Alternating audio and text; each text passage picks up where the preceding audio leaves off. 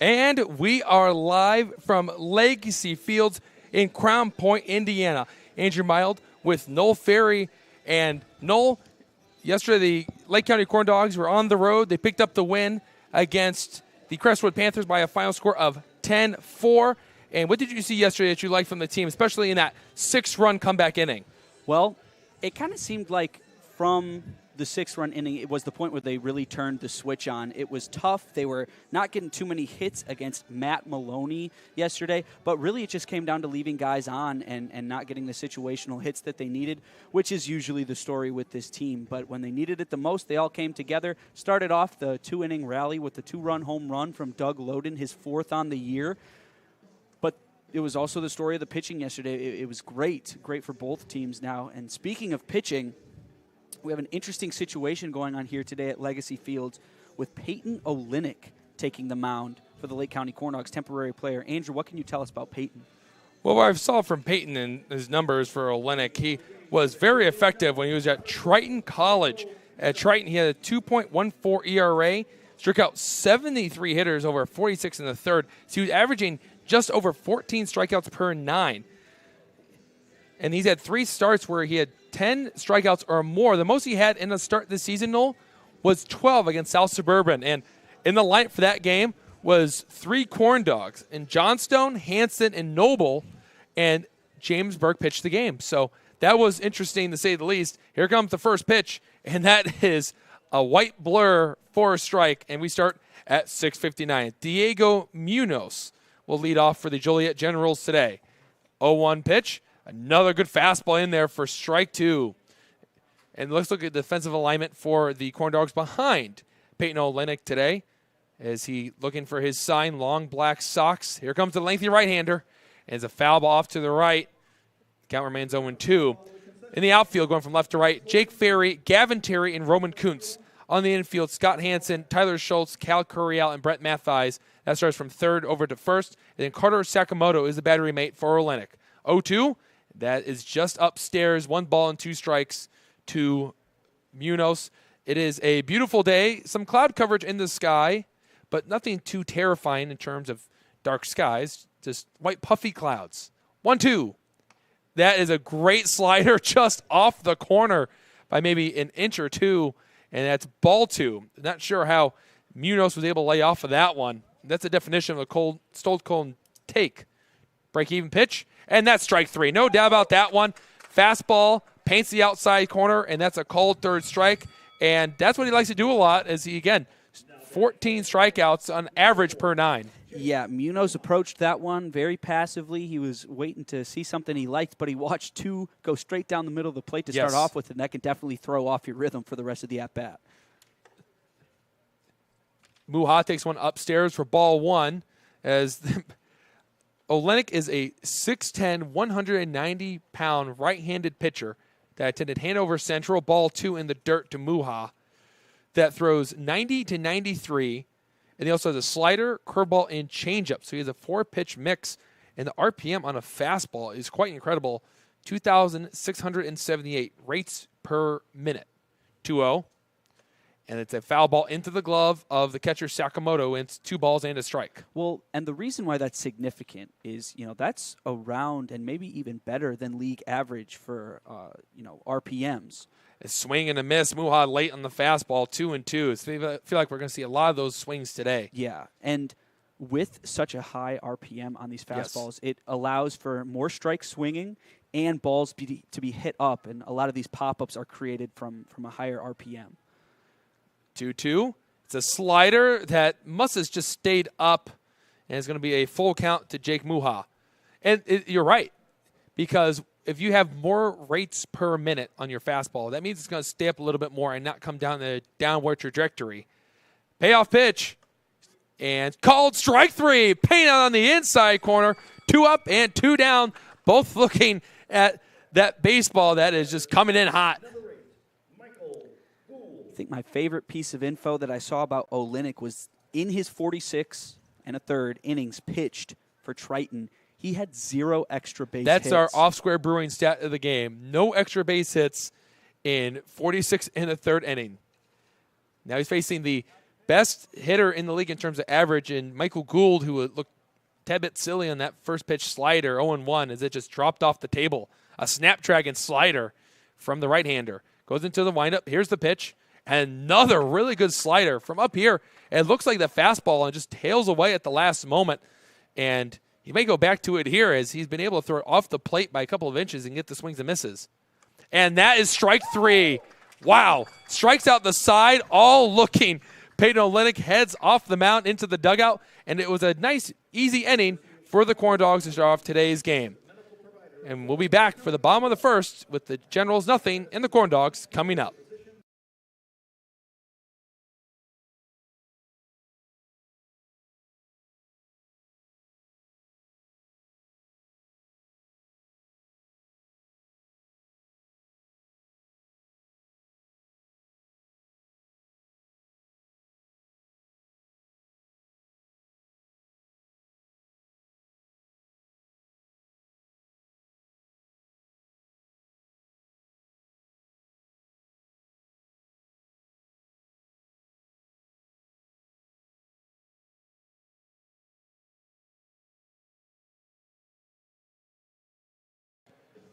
It was a quick, brief break for us here up in the booth. Andrew Mild and Noel Ferry didn't get to properly introduce ourselves to our viewing audience today as the Corn Dogs set down the Generals 1-2-3 in form of Peyton Olenek looking strikeouts. As we head into the bottom of the first, let's look at the Corn Dogs starting lineup, which is presented by Purdue Federal Credit Union, proud partner of the Corn Dogs. And this is how Justin Heisman's Corn Dogs lineup will shape out in this 80-degree Tuesday afternoon.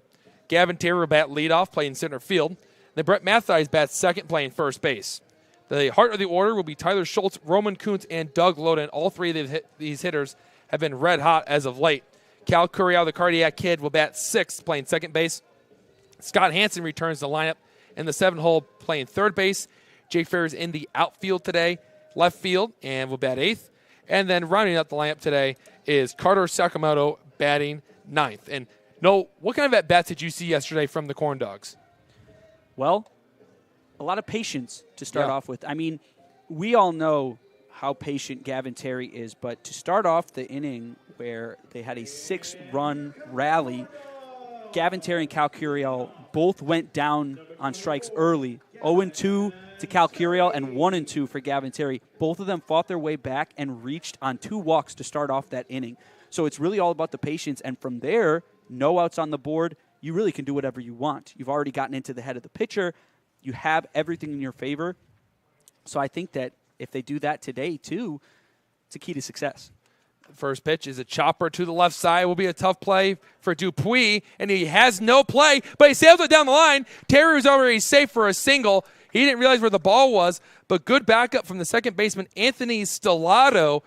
And Gavin Terry leads off this game with an infield single. As the old saying goes, Noel, speed kills. Oh, definitely. I mean, by the time that ball went into the glove of Jack Dupuis, Terry was at the bag. It had no play possibility there whatsoever. And for Gavin Terry, that was his 25th hit on the season. He may pick up stolen base number 17, as him and Michael Gould, the center fielder for Joliet, are the top two in terms of batting average. It's a really close race going into today's game. Mathies takes a fastball that was off the mark by quite a bit, 1-0. And this is Wojciechowski starting for Joliet. He is brand new. This is his first start for the green and gold, as he is from McHenry County College. Terry's got a good lead. He's on the move. Here comes the throw, and he's out. Caraway throws out Gavin Terry, as he's been really the only catcher to be able to cut down Terry consistently this season. And he starts off this game with a caught stealing. Yeah, that was a perfect throw from Caraway. I mean, it was on a rope the whole way, right where Terry's foot was coming down by the time it reached there. And the placement of the throw was spectacular, too. Inside the Mathies, and the count is 2-0. And for Wojciechowski, he had a 1-2 record in 10 appearances where he pitched 18 innings, allowed 20 hits, 10 earned runs, 24 strikeouts, and 12 walks. So he had an ERA of exactly 5. 2-0 pitch, up and in to Mathies, and it's 3-0. As the Corn Dogs, as Noel, you've noted it, one of the most patient teams in the league, as the Corn Dogs have the best OBP of 421 this season. Well, and the difference there is, this is a great hitting team in the 3-0. Generals. Mathis swings and pops it up straight back. Is this our chance? And it almost was, as it hit our crowd in front of us. And it's 3 balls and a strike to Mathis, who's being aggressive. He saw a fastball down the middle, just swung right underneath it. That's absolutely the closest we've been so far. That other was window, other window. Other window, yeah. Mathis is on a 5-game hitting streak right now. He had a 3-for-5 performance against Joliet on the 15th. And he hits one back up the middle, backhanded by the second baseman Stellato. He jumps, he throws, and they did not get him. An infield single for Brett Mathis. So 2 hitters and 2 hits without either baseball leaving the infield. That one, it's an interesting situation that brings up. Had Terry been on second there, He probably would have been out. Probably. Yeah. On that, you take off a little bit, and whatever lead you have, and by the time Stellato fielded that ball, he was already so much past second base that he had to play on either second or third to potentially trap Terry. That sends up Tyler Schultz with a runner on first base, P&W teammate. Here's the pitch that just in tight, 1-0. See a little bit of a shift right here from the Generals as Diego Munoz is shaved more towards the hole between second and third, and Anthony Stellato is covering second base, just in case Mathis were to take off here. That one is on the corner for a strike. The count is 1-1 with 1 out, runner on first base. But for Schultz, he's shown the capability of pulling the baseball, but he's also able to go to all fields, something that he consistently works on. He says, I don't want to be too rotational because anything on the outside corner becomes virtually impossible to hit unless I'm on top of the plate. 1-1, curveball that stayed upstairs, 2-1. And him and Donovan Namfeld worked on that a lot. And you can tell that even for Donovan Namfeld, it's really helped him is he's had a great month of June after he started off slow in May. Yeah, these are 2 guys that really look into the science of it all.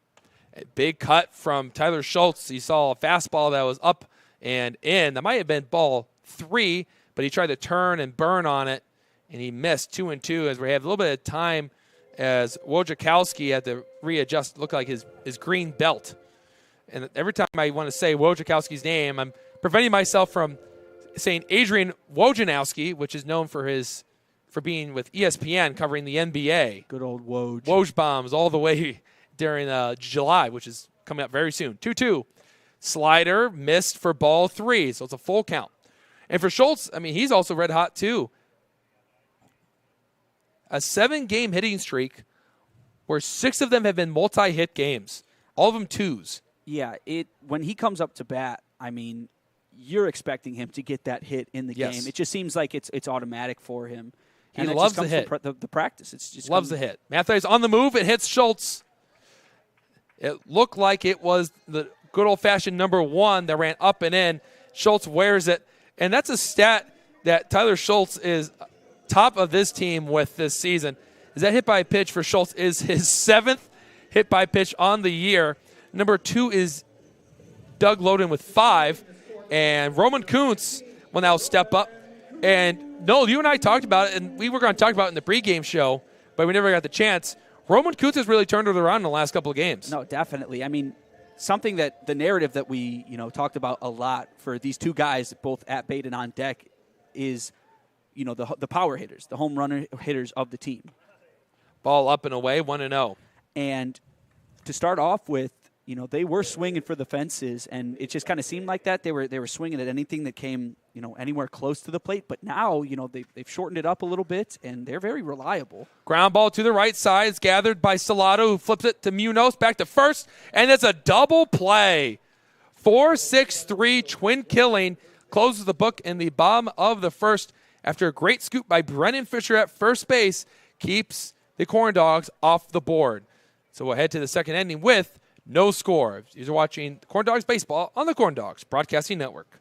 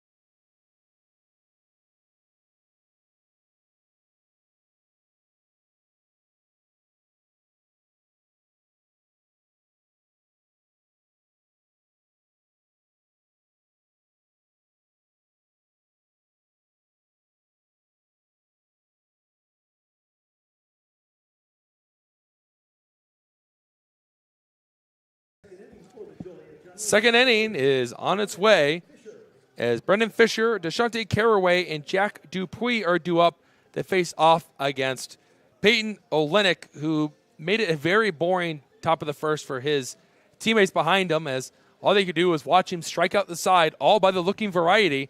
And he'll face off against Brendan Fisher, who is 0 for his last 9.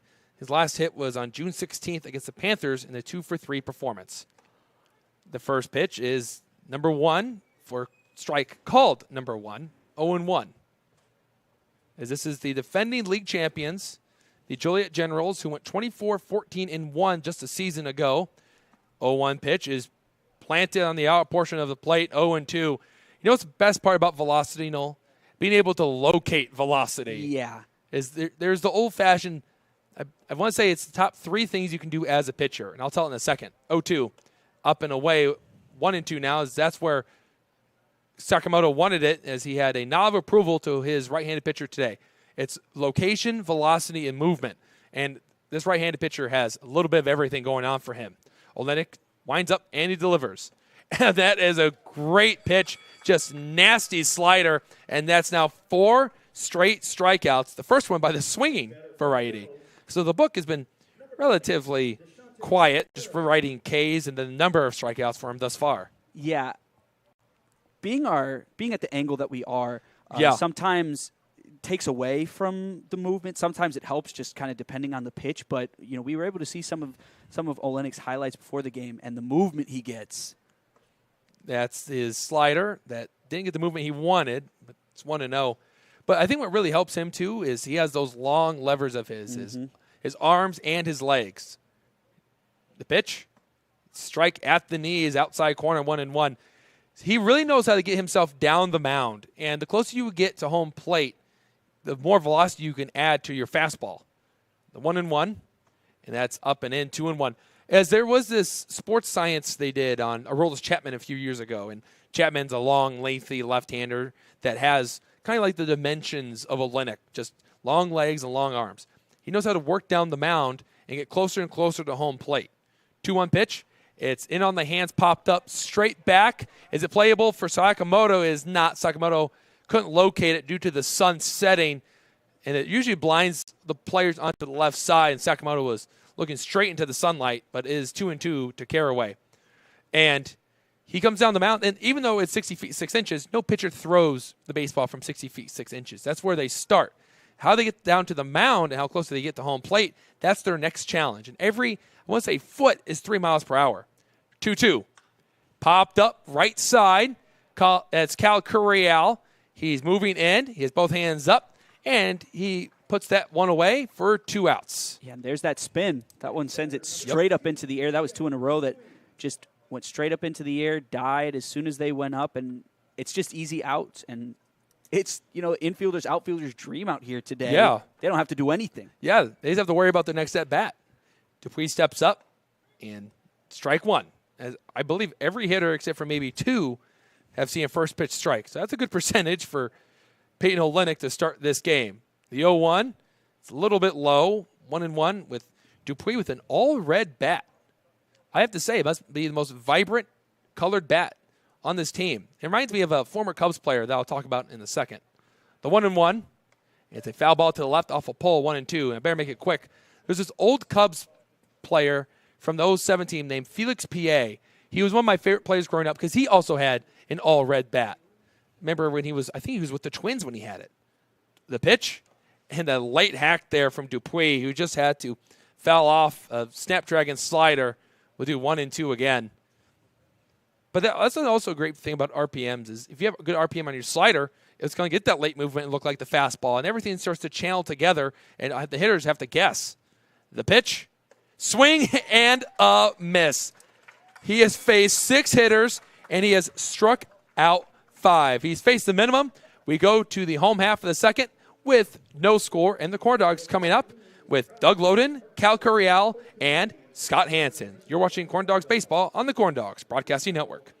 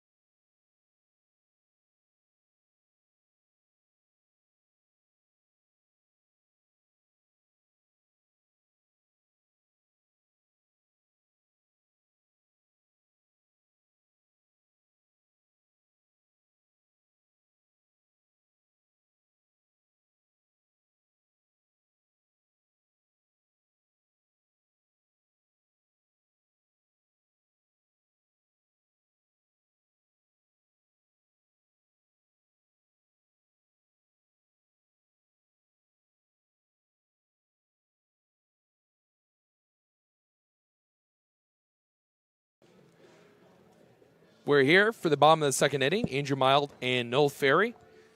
And as Doug Loden steps up to the plate, we'd like to remind you that the University of Chicago is proud to be the exclusive medical provider of your Lake County Corn Dogs. UChicago Medicine is a leading community of physicians, researchers, and game changers that make a difference in your life. UChicago Medicine at the forefront. And Doug Loden has just been a story. Noel, what was some of the stats you had pulled up on Doug Loden? Because I think you said 2 home runs in the last 5 games, which would tie him for everyone else in the league, but he already had 2 before that. The pitch, Loden hits a screamer in the right field. 1 pitch, and the Corn Dogs already have a runner on base. That's their 3rd hit of the game. And if I have to put anything on that hit, I'd say that was probably around 100 miles per hour. Yeah, that just adds on to the average for Doug. Over the last 5 games, he is batting .554, and that is qualifying in terms of everyone else over these past 5 games. 7 RBIs as well over those past 5 games. If you look at some of these numbers, 3 for 4 2 times in both games that had a home run. Curry out first pitch swinging, fouls it off to the right.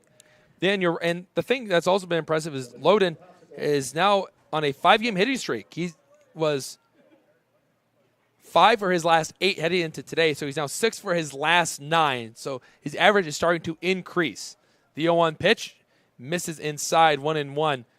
It's Doug Loden, who's on first base right now, was batting as low as a 171 after an 0 for 3 performance against the Panthers. But after that, he has slowly increased it to 260, and that's going to go up after that frozen rope in the right field. In on the hands of Curriel, hits it to the right, just to our right, and it's 1 ball and 2 strike count to the Cardiac Kid, who had a 2 RBI double yesterday. That really was the nail in the coffin for the Crestwood Panthers. Yeah. And that's the first time ever I think we'd ever seen Cal pull a baseball. He's got that slingshot that comes around with the bat. He really gives it all when he swings. You can see the headband moving behind him. The pitch, that is up above the strike zone, and 2 balls and 2 strikes. Obviously, if you don't know, Curriel is nicknamed the Cardiac Kid due to some of his big hits. The most famous one that got him the nickname was his 2 RBI single against the Oilmen. 2-2, Wojciechowski set the pitch, and that is a slider he did not get on top of, and it's a full count once again. You know, we always talk about Cal as one of the best clutch hitters on the team.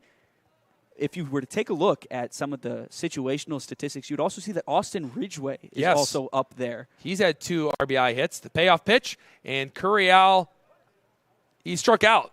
And the ball got away from Carraway, and Curriel didn't even take off for first base, but Doug Loden did take off for second. So a little bit of a funky situation there, but Loden is standing in scoring position for Scott Hansen. That strikeout for Wojciechowski is his first. I thought Scott or Cal might have gotten a piece of that. Yeah, that's ball, what we're waiting for. But apparently not. As he exited stage right, and Scott Hansen takes one that was in tight. Want to know? See, I could be a Dr. Seuss writer. Yeah, there you go. You see how I rhymed that? We've got a lot of rhymes up Call here. me MC Mild, I guess. 1-0 to Hansen. Hansen, it's in on the hands, hits it to the right, and is just right of first base, and it'll be a foul ball. So Doug Loden will go back to second base. As Hansen, he's been trying to get back into things. He's been scuffling a little bit. He's 2 for his last 15, or 2 for his last 20, if you want to go even further than that. And if my math serves me right, that would just be a 100 batting average. Just off, that is on the plate for strike 2, 1 ball and 2 strikes. Yeah, you're exactly right. Over the past 10 games, he is batting 100. Yes. So I could do rhymes. I can do math on the top of my head. You could do baseball. And I can do baseball. See, I know what I'm doing up here. They call it a triple threat. Yeah. I'm a 5-tool player. 1-2. Hansen's late on the slider, and he strikes out swinging. Back-to-back strikeouts for Wojciechowski after they single from Loden. And now Jake Ferry will come up with 2 outs and a runner in scoring position. And Noel, this was the story yesterday for the Corn Dogs. 7 runners left on base through the first 4. And if Ferry doesn't capitalize here, it'll be another runner added on to that long list of times the Corn Dogs started off the inning well, but could never capitalize once runners got in the scoring position. Yeah, it just seems like the Corn Dogs always have a problem with carrying momentum. Pitch to Ferry. That is down and in to the left-hander. 1-0. As you know, there are occasions where they'll get a big run going in one inning, but occasionally we'll see those games, and maybe even more frequently than occasionally, as we've talked about leaving guys on base all year. Ferry hits one hard to the left side. It eats up Munoz. He still has a play over at first base. He throws, and did they get him? And they did. Munoz doesn't panic after taking a baseball off his leg. He came back firing a bullet to the first baseman Fisher, who scooped it off the ground to end the second inning. The Corn Dogs strand a second runner through the first 2 innings. As we head into the third, no Ferry will be on the play-by-play. You're watching Corn Dogs Baseball on the Corn Dogs Broadcasting Network.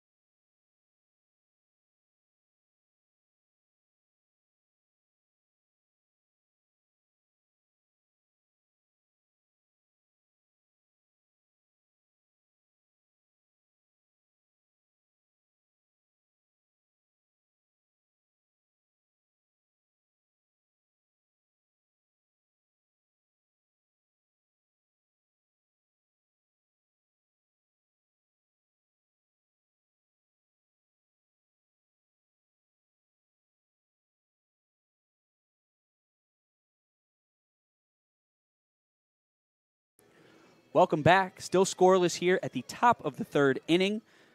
And here's a friendly reminder. Purdue Federal Credit Union is proud to be a part of the Crown Point community and support organizations like the Corn Dogs. At Purdue Federal, we take pride in being your financial partner through all of life's big events. You can visit us just down the road at 113th and Broadway or always online at purduefed.com. Purdue Federal Credit Union, your trusted financial partner. And I must say, I'm pretty proud of myself for finally not messing that one up. Yeah, for not saying Corn Dogs. Exactly. And saying Crown Point. I drive past that building every day after games. I'm not usually headed that way home. And Olenek's still on the mound. He delivers another first pitch strike. And it just kind of seems like the Generals aren't adjusted to this velocity yet. They're seeing everything go past them. 0-1.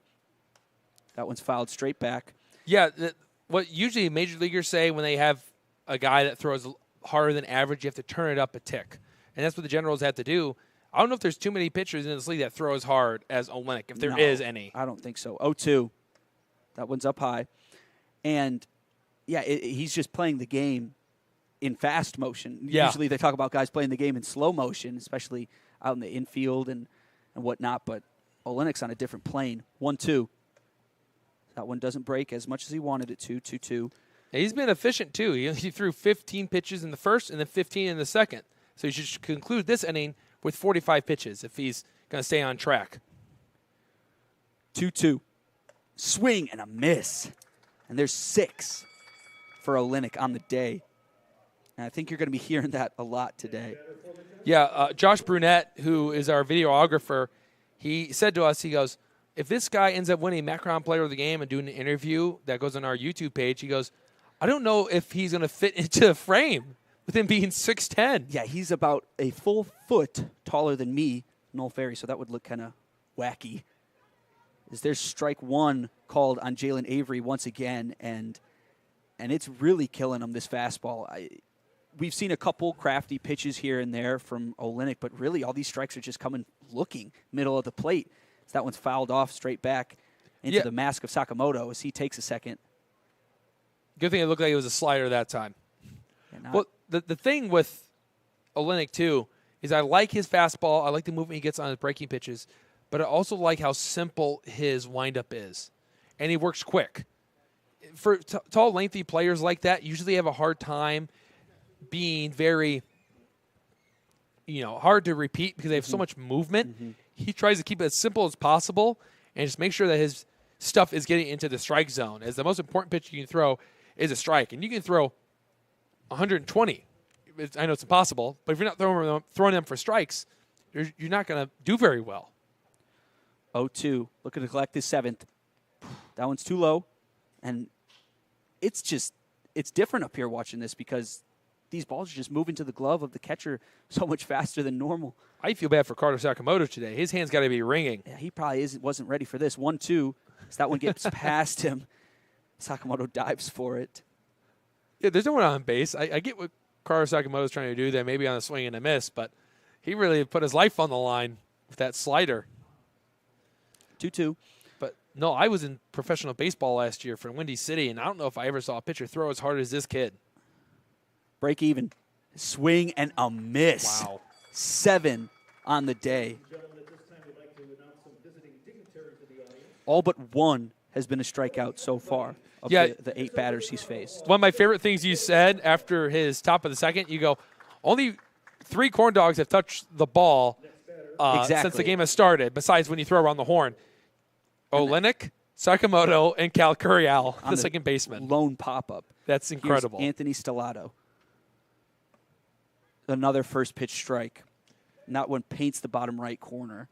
There's only a few moments in your life, Noel, where you ever see a player just dominate. And this is one of those moments. Yeah. It's just on a different level, it seems. So that one just misses outside. 1-1. And he stands out there 6'10". And one of my favorite statistics in all of sports is of all the 7-foot and above people in the world, around 18% of them are in the NBA.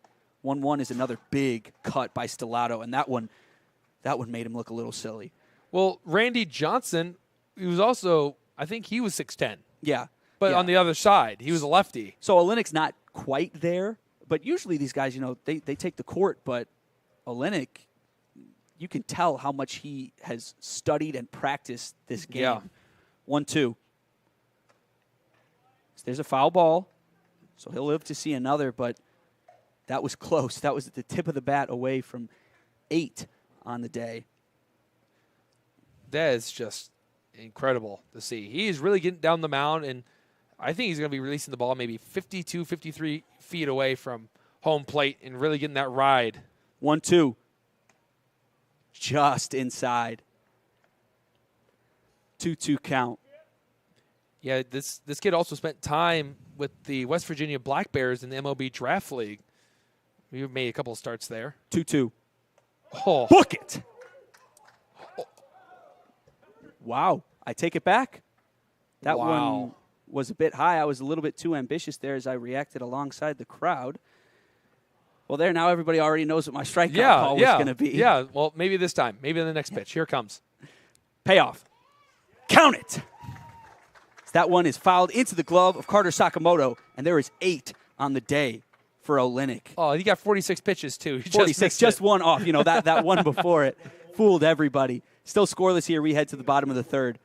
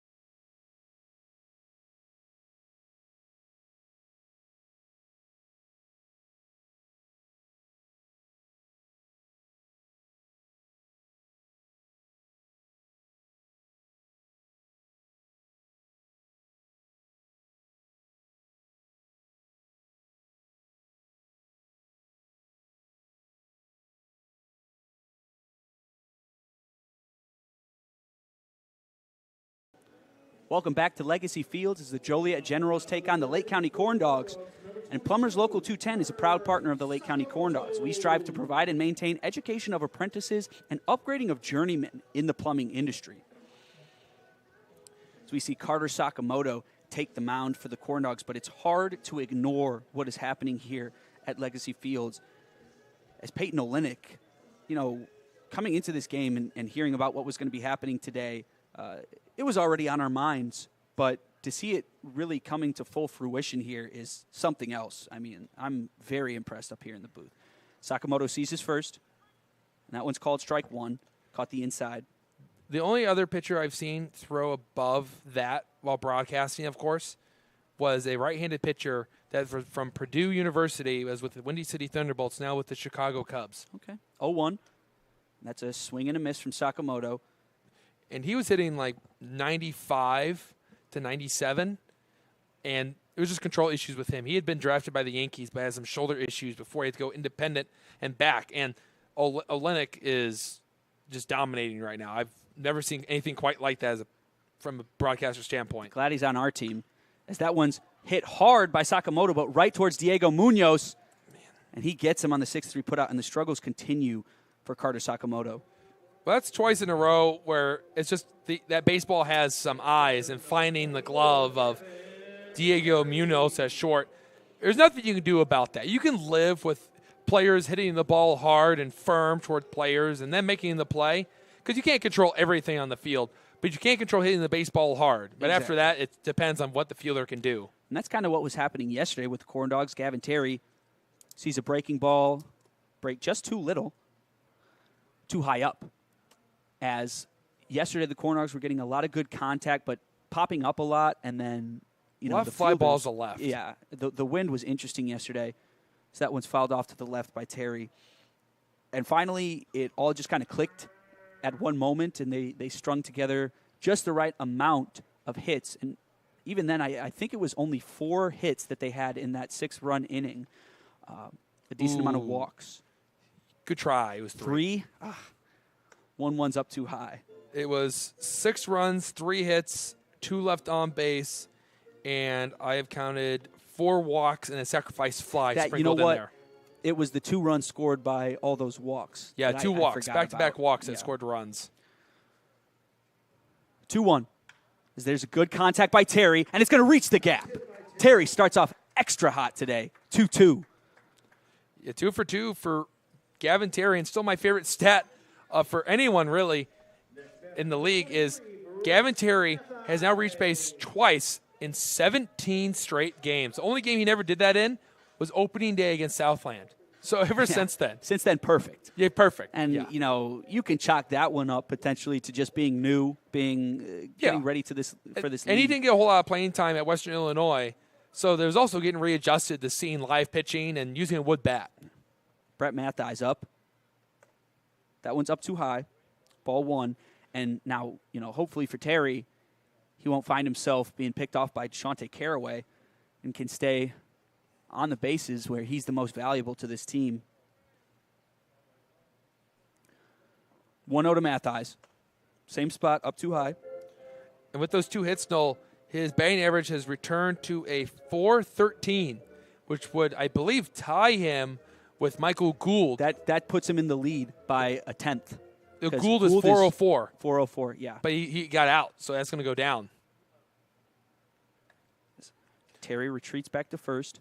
What has always been your stance on the batting average title? Should it be called the batting title, or the batting champion, or should it just be considered the best batting average? Well, I feel like that's, when it comes to averages like that around sports, that's a big debate, as that one's too low to Mathis, 3-0. I think the person with the highest batting average, well, that's tough because, you say the batting title, you think maybe hits. Well, I'm just saying maybe there's power hitters that would have gotten the same amount of hits, but they were taking their walks, so their OBP was higher. 3-0. And that one's same spot, 4 pitches, 4 balls for Brett Mathis.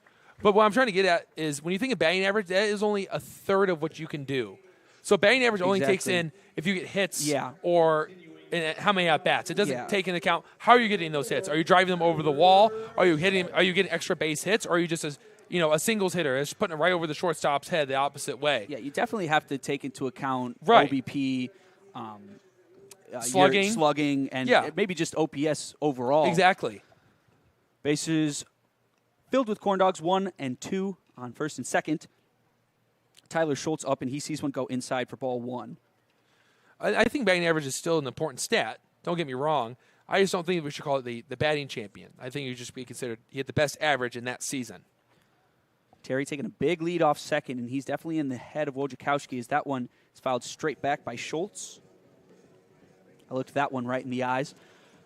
And, another debate in sports is should the quote-unquote scoring champion or give the scoring title in the NBA to the person who averages the most points or collects the most points in total also true. throughout the season. I never thought of it that way. 1-1.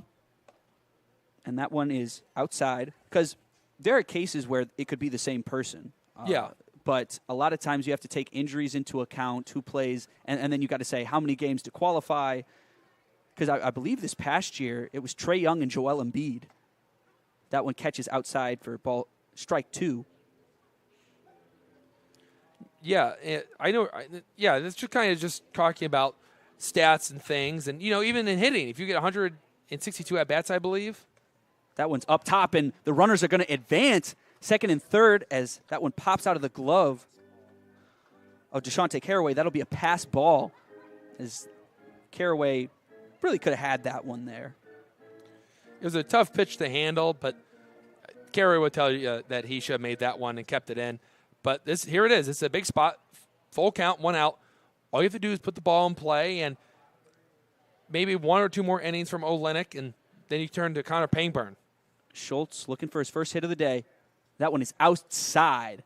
Bases loaded for the guy who has hit 2 home runs in the last 5 games. And, well, got ahead of yourself there. Yeah, got my head of myself once again as I saw Doug Loden coming out to grab the bat of Tyler Schultz. But here's another guy that can hit home runs. Yeah, he has 1 on the year, but he had a really good year at Morehead State. This would be a great opportunity for him to show out and hit maybe the first ever Corn Dogs Grand Slam. I don't think we've seen one yet. Love to be able to call that. Bases loaded as here's a little mound visit from the Joliet Generals. 1 out, so not in as much trouble as you could be, but you definitely have to be careful. Don't want to throw too many balls and give the Corn Dogs anything easy, as that is usually what spells doom for the Corn Dogs' opponents. Yeah, and you look at the Joliet Generals, and they have the best batting average as a team at 301, and they hit the ball really well. They have 121 RBIs, which is the top of the league. But it's really been their pitching has been the story. A 7.04 ERA when they've allowed 126 runs through 161 innings. First pitch to Kuntz. Right down the middle, strike 1.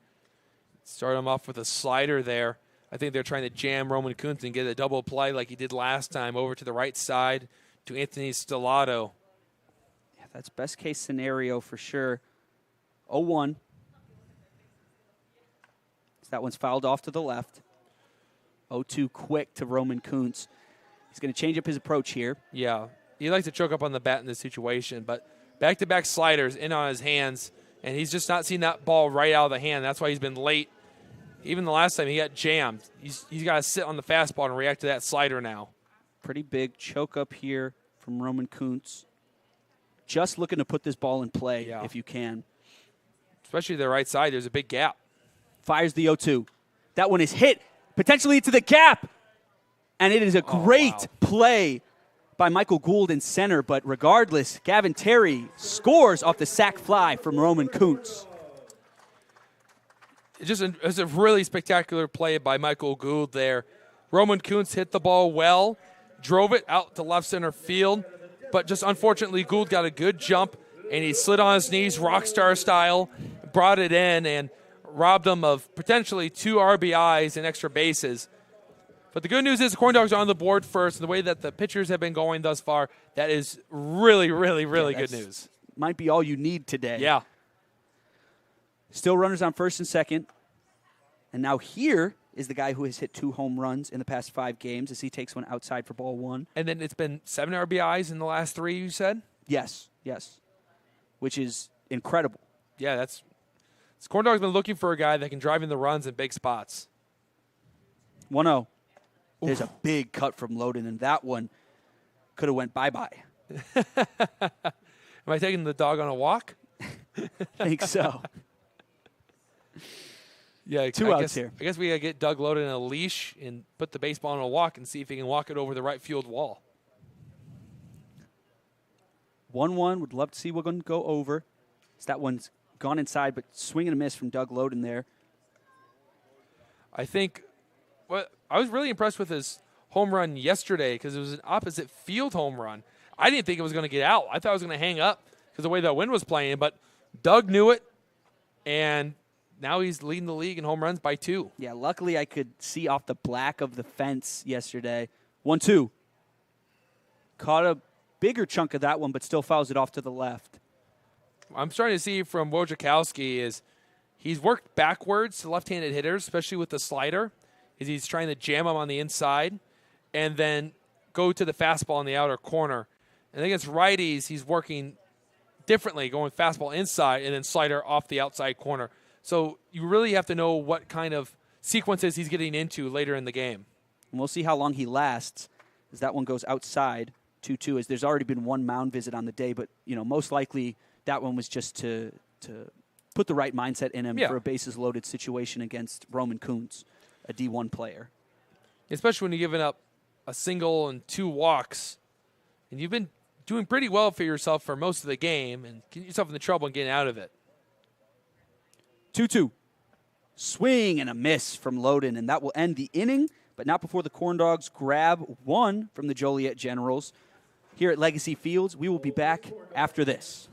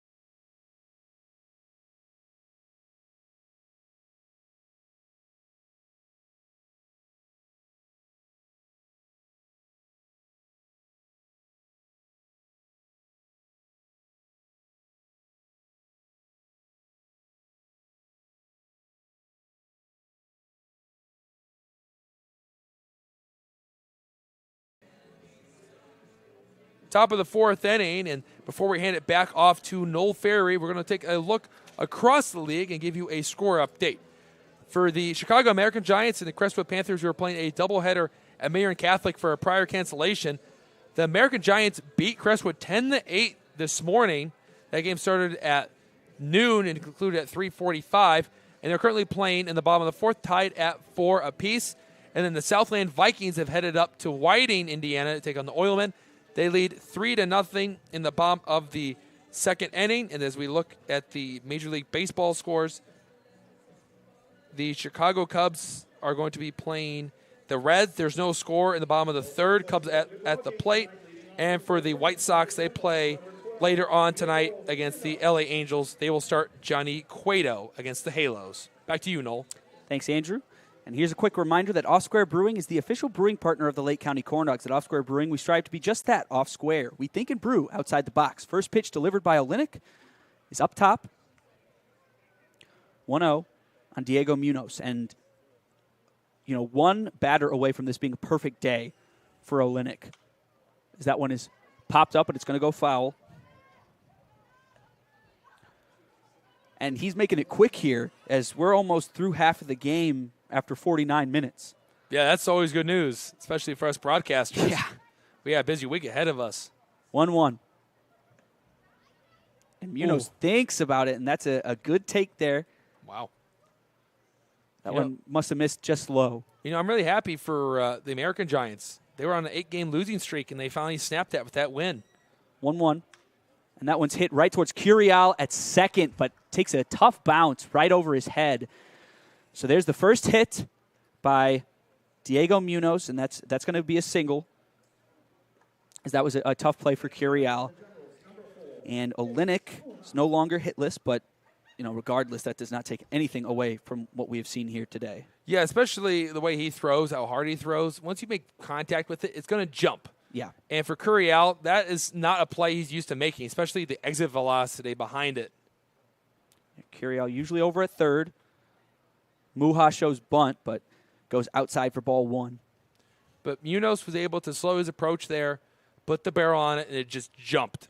And the exit velocity had to be really high on that one. 1-0. He fires. That's inside for ball 2.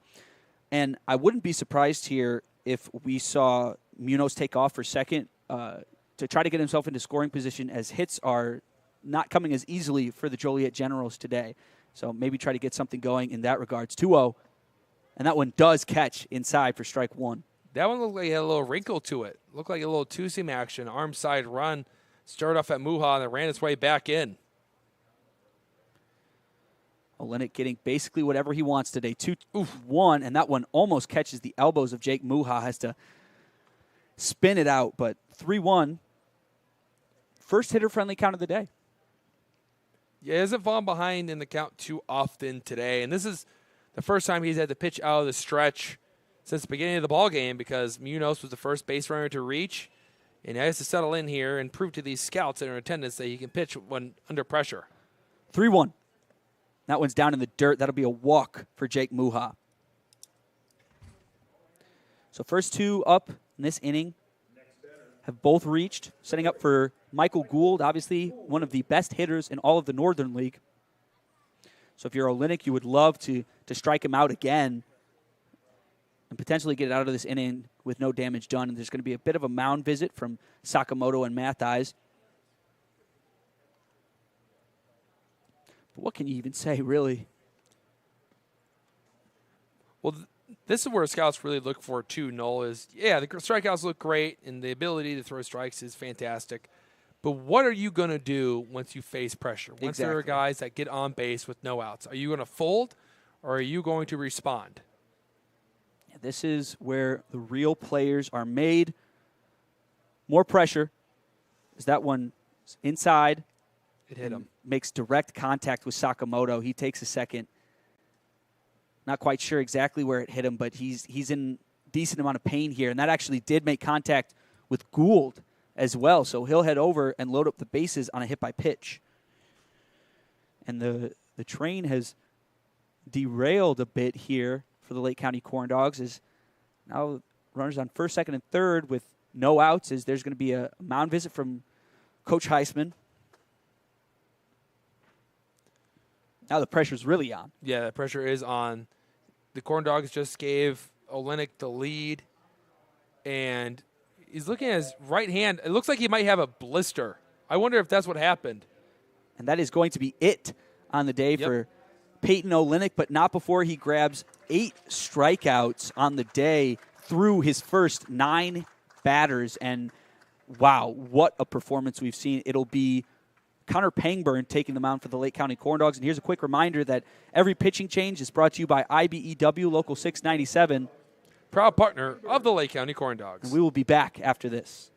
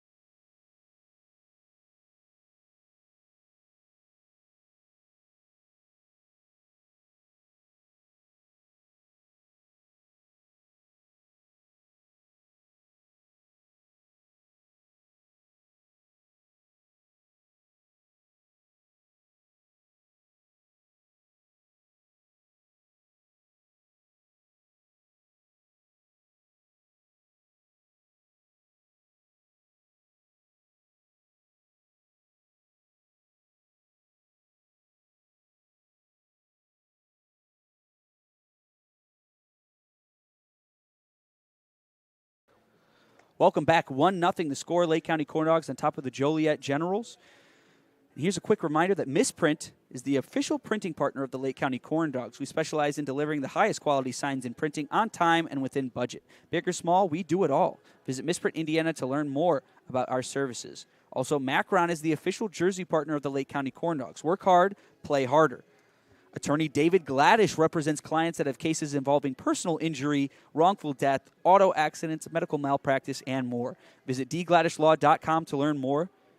And Kuziak Construction is a proud partner of the Lake County Corn Dogs. They are your complete home improvement expert from home remodeling, repairs, and roofing. We do it right. Contact us today at 219-923-3007. And here's Connor Pangburn on the mound for the Lake County Corn Dogs as Peyton Olenek finished after 3+ innings.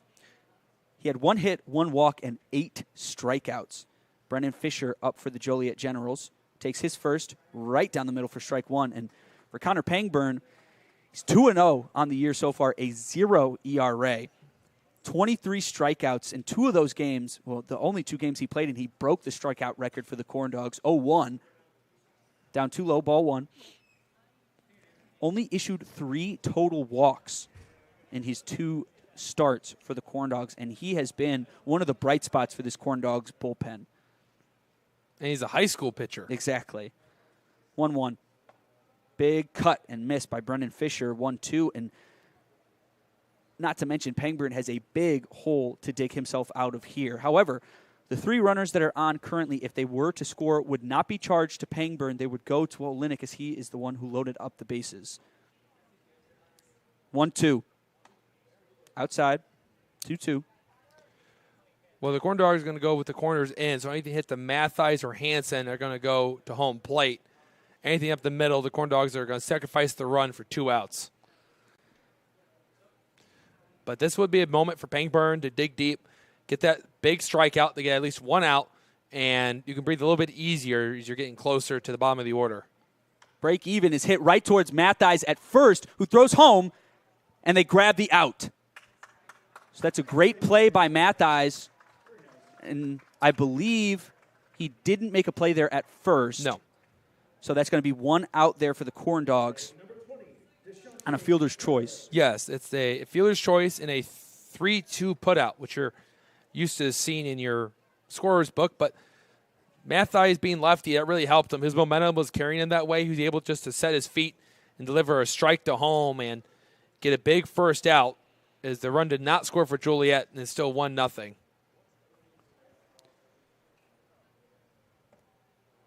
There is ball 1 delivered to Deshante Caraway.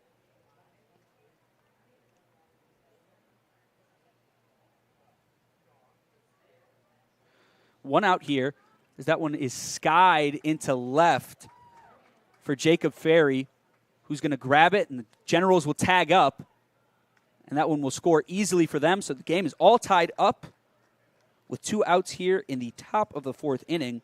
But Pangburn is potentially looking at getting away out of this one with only 1 run scored.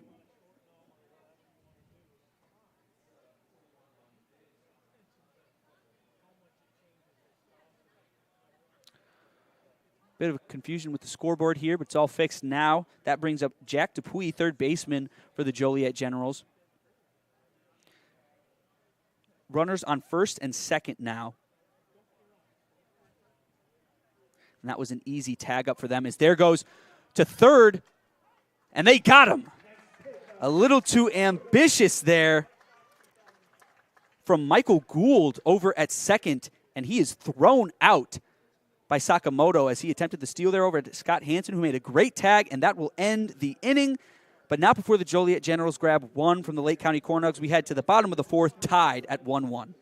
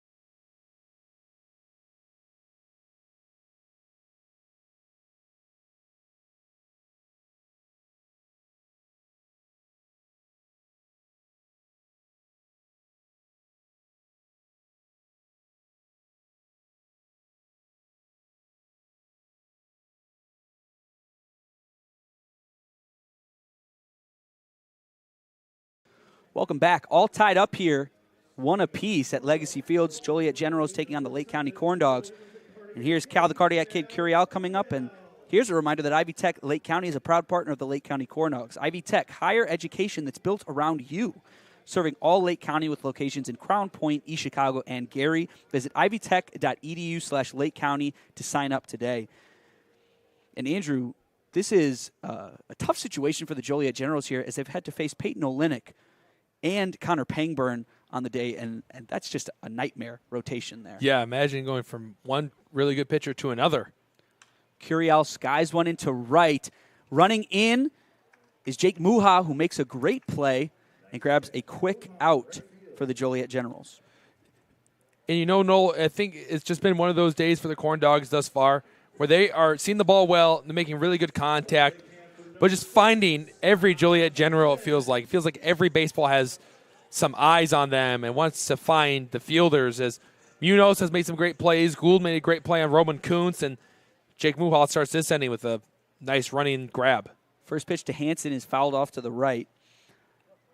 And, yeah, that was a great play by Gould over in center as he had to really come running in for that one. I honestly thought that one was going to drop for Kuntz, and that would have busted the game wide open for the Corn Dogs at that point. We've given the Corn Dogs a couple of runs and no outs. 0-1 for Hansen. That one's up too high. Caraway had to fully extend for that one.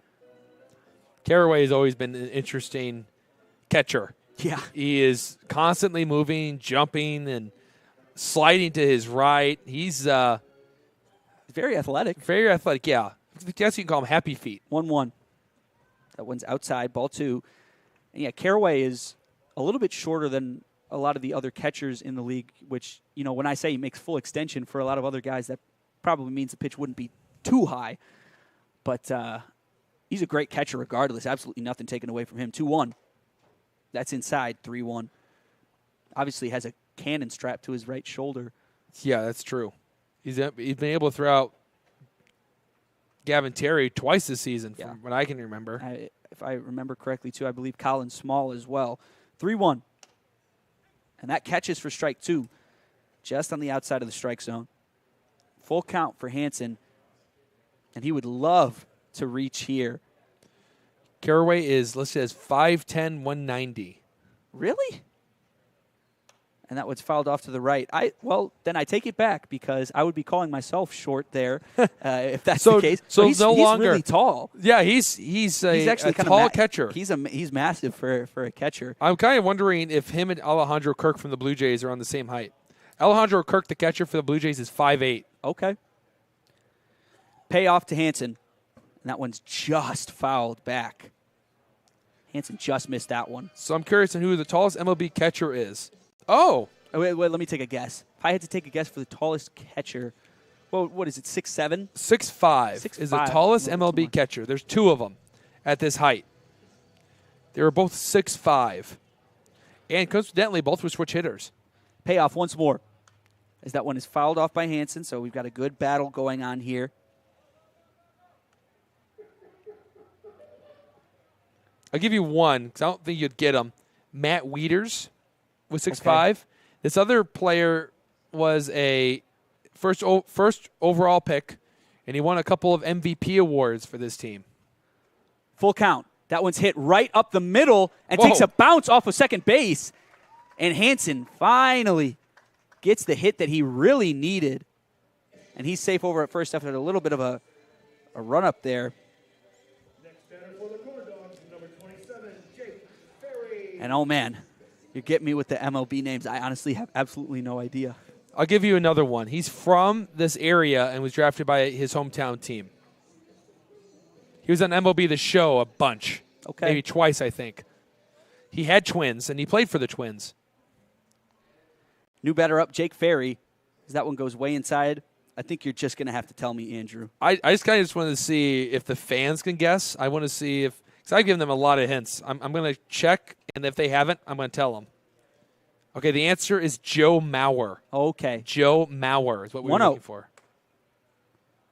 Caraway shows Hansen over at first to stay there. That's 2-0 to Jake Ferry. And then Alejandro Kirk is the shortest catcher of all time.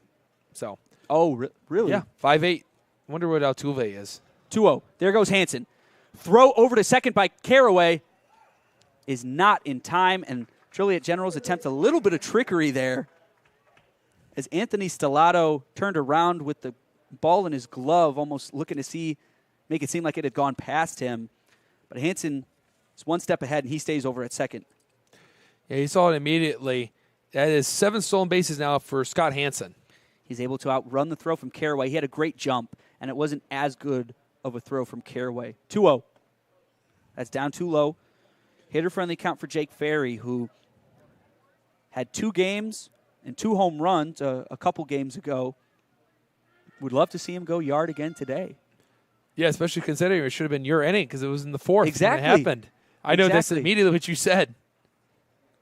3-0. And that one does catch the outside for strike 1.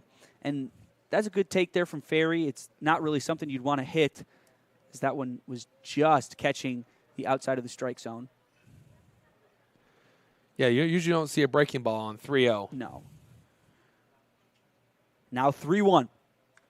As there's a cut and a foul back by Ferry, 3-2, and he's definitely kicking himself there, as that was probably ball 4.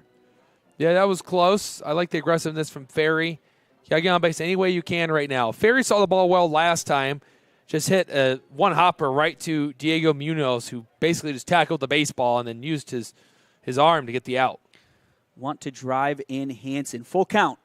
That's inside for ball 4. So no harm done on that swing from Ferry. Runners on first and second, setting up for Carter Sakamoto. And now would be a great time for that very due hit. Well, he was also another guy that laced the baseball. He tattooed it, and Diego Munoz was there. He picked it up and threw him out. And I think as Carter Sakamoto gets more at-bats, he's going to get better. His timing seems to be better. He's just not making the barrel-to-ball contact that he's been looking for. And he got it last time.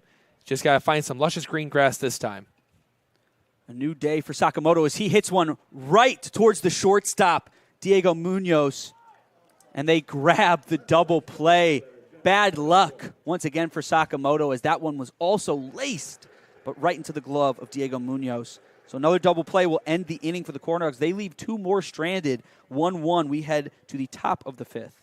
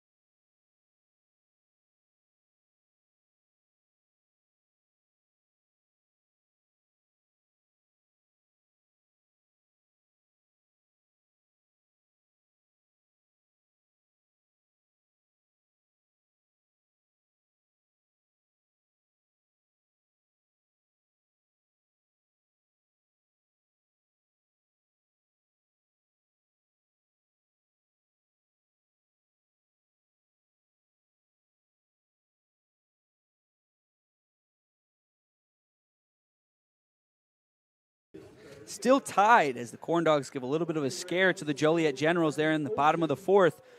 I'm Noel Ferry, sending it off to Andrew Mild for your play-by-play. Thanks, Noel. And we want to tell you about Ironworkers Local 395, proud partner of the Lake County Corn Dogs.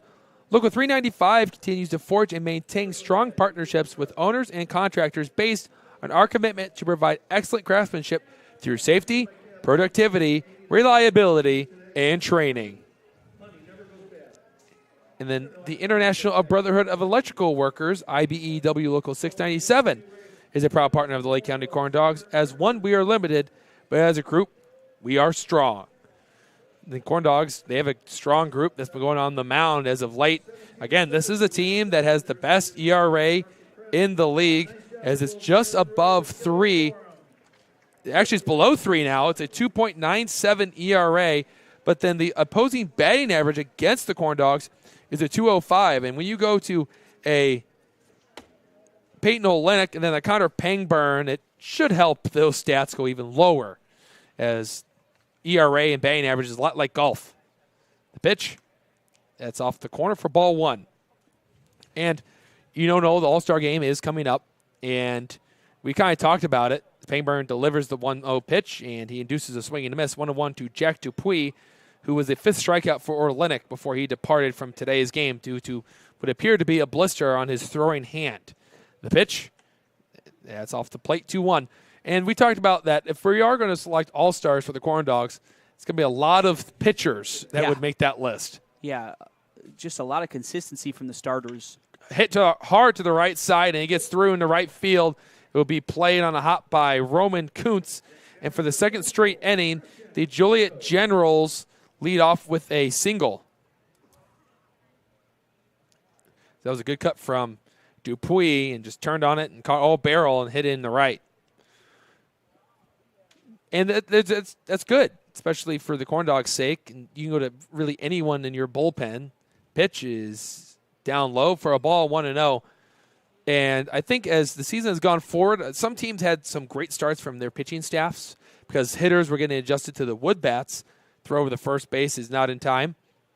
But for the Corn Dogs, it's felt as though from beginning to now, it's been extremely consistent as they've been continuously dominating the league in terms of how they've been able to pitch.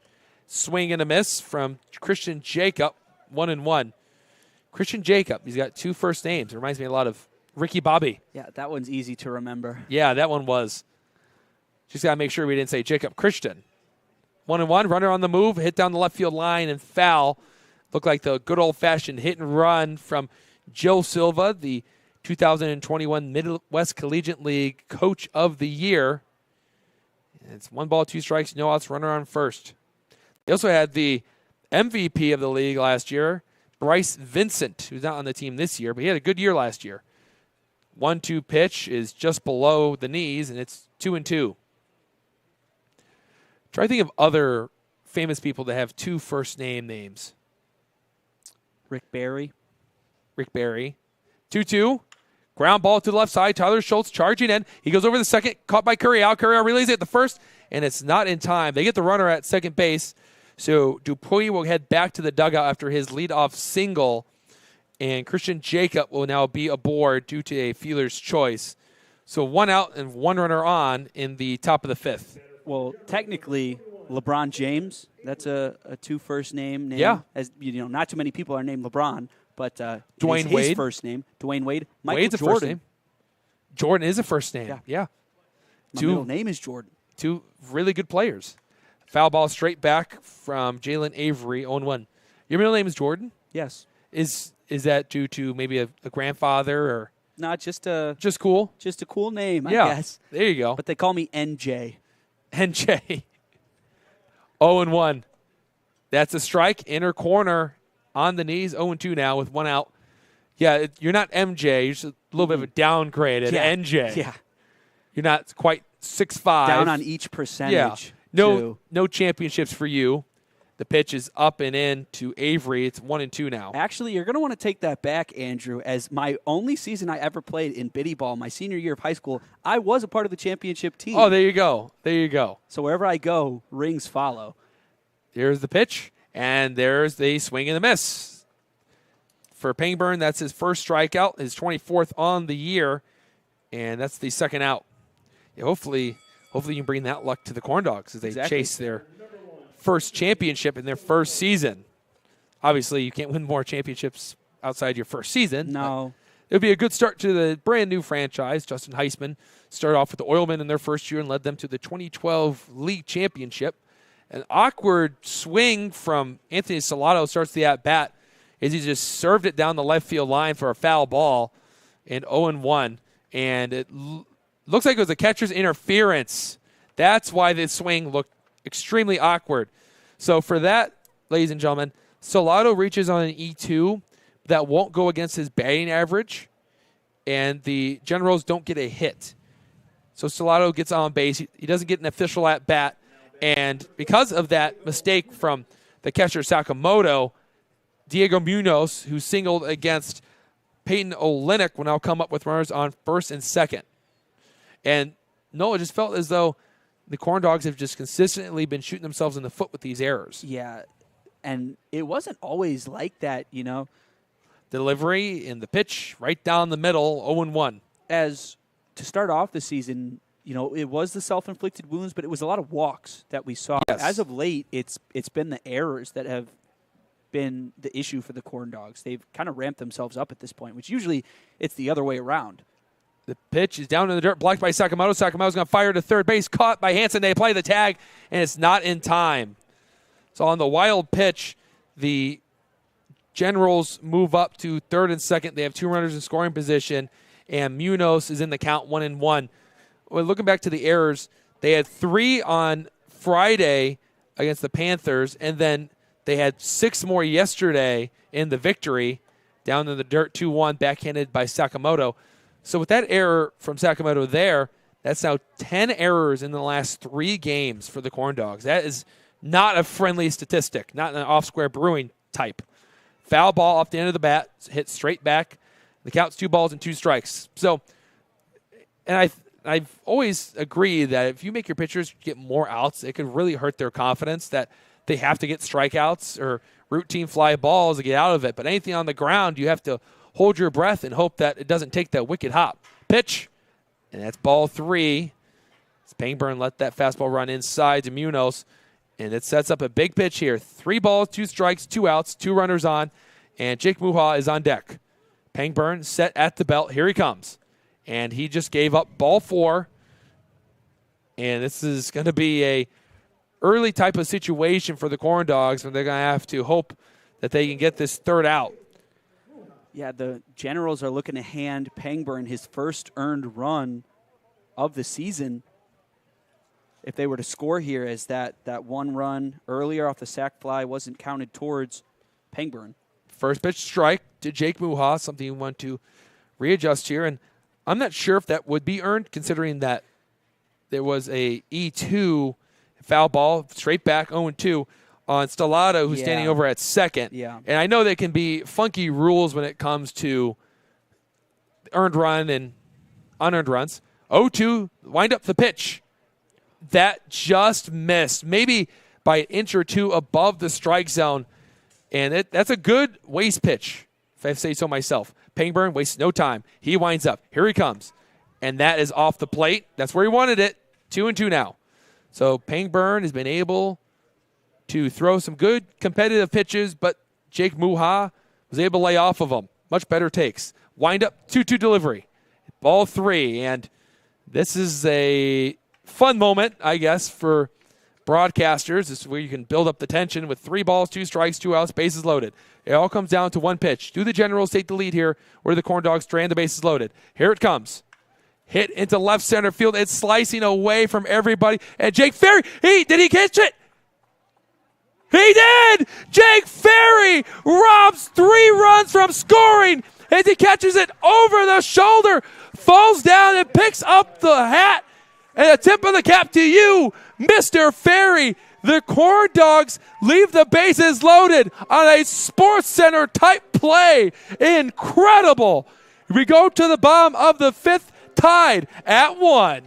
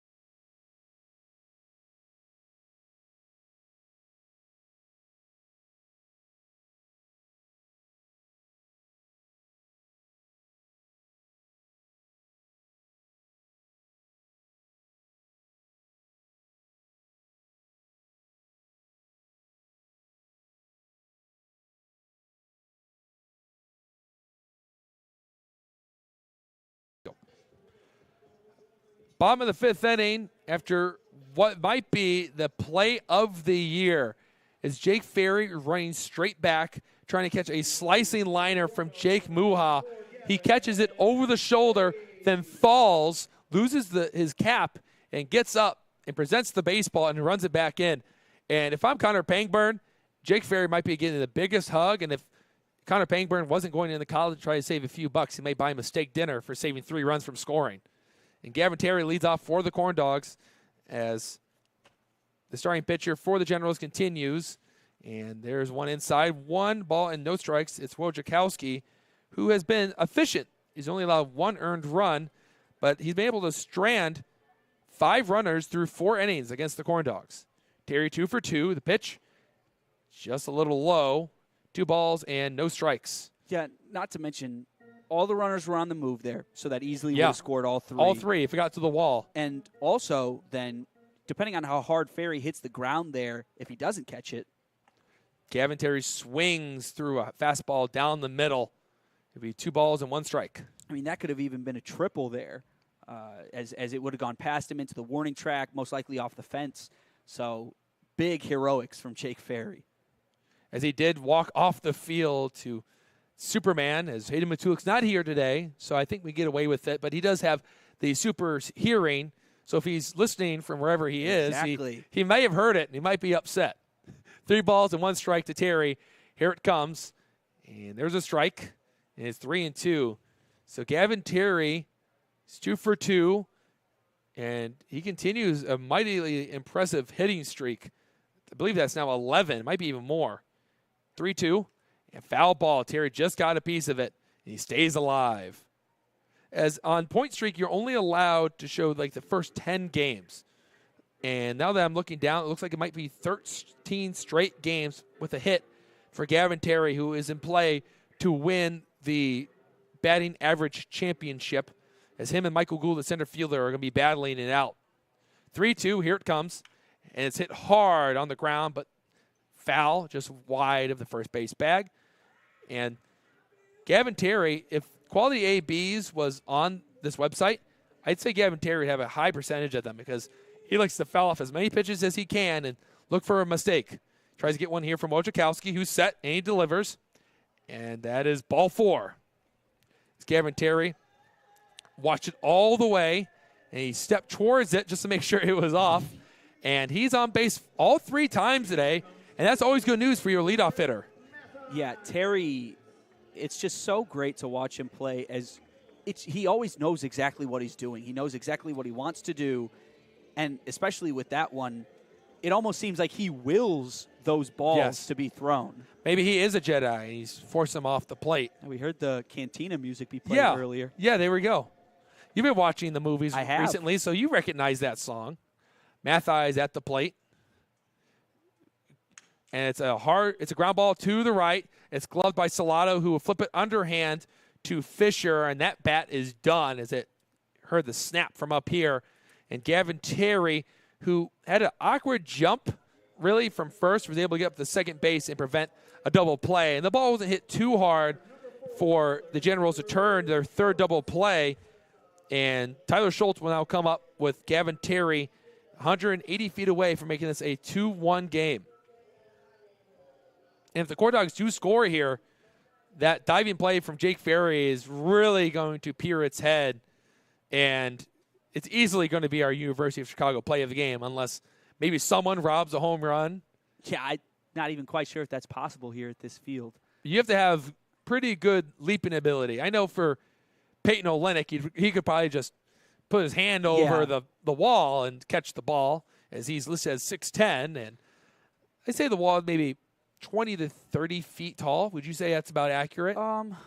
It's hard to tell. Maybe just 10. We never really see them back there up against it. I'd have to go check, but they do call me NJ, so it wouldn't be that hard for me. His airness. Yeah, we're gonna put you on the shoulders of another player like they did in Hoosiers. Exactly. When they got to Hinkle Fieldhouse, the crown jewel of basketball. Schultz now up after the talk between Carraway and the pitcher, and ball inside. Wojciechowski threw a breaking ball. He missed it to Schultz, 1-0. And look at the top 10 in batting average. Pitch, ground ball to the left side. It's gloved by Dupuis. Dupuis fires the first and gets Tyler Schultz as he played it on the short hop. And there is now 2 outs. And Gavin Terry had to wait over at second because the ball was hit right to third. That will set up Roman Kuntz for a big spot with 2 outs and Terry at second. And for the first 10 players in terms of batting average, 3 of them are Joliet Generals. Bryce Vincent, Diego Munoz, and Michael Gould. And for the Corn Dogs, they have 2 players, and that's Gavin Terry and Tyler Schultz. Inside, and that hits the foot of Roman Kuntz as Wojciechowski took back foot slider 2 literally there and got him on the back foot. And that's the first pitch, hit by pitch. And Noel, if you're Justin Heisman, you're pretty excited to have Doug Loden up in this spot. Yeah, 2 runners on, king of RBIs and home runs up. I'd love to see it happen.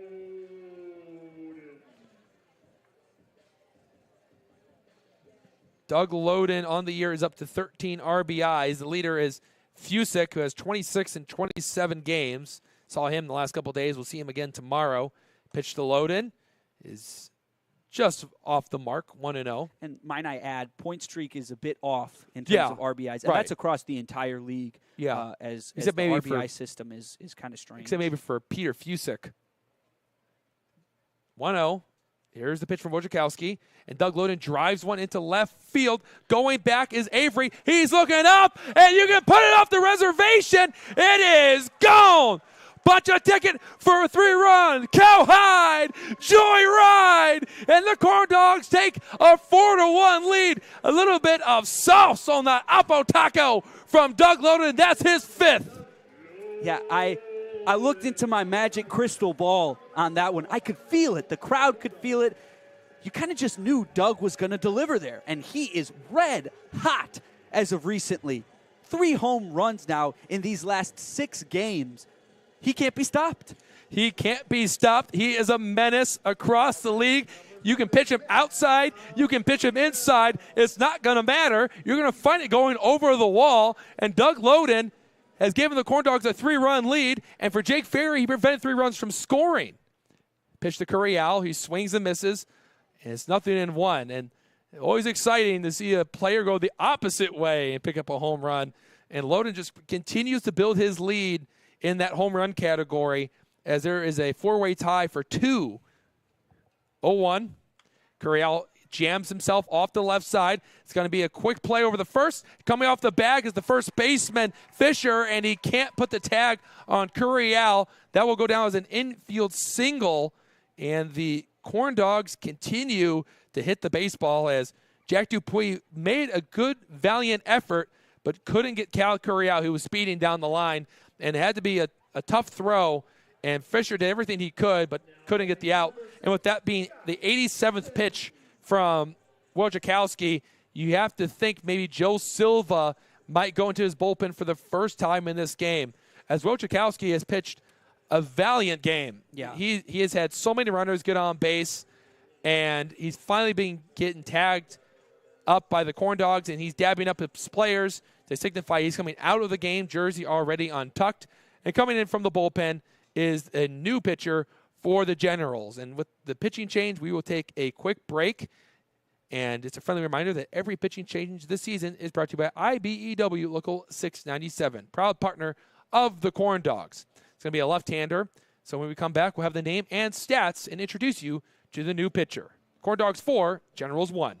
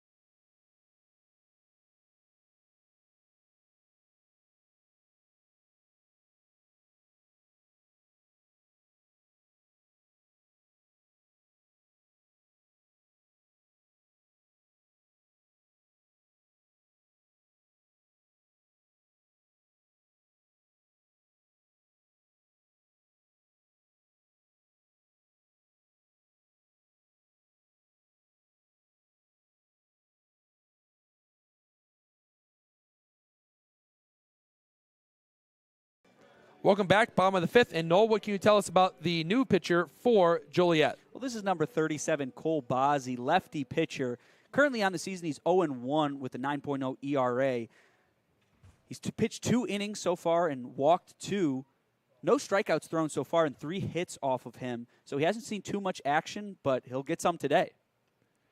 He will face off against Hansen to start his day. Hansen swings at the first pitch, lifts it into the air. Muha going towards the line. He rounds it, and he makes the play. So Bozzi throws more warm-up pitches than actual pitches since coming out of the bullpen.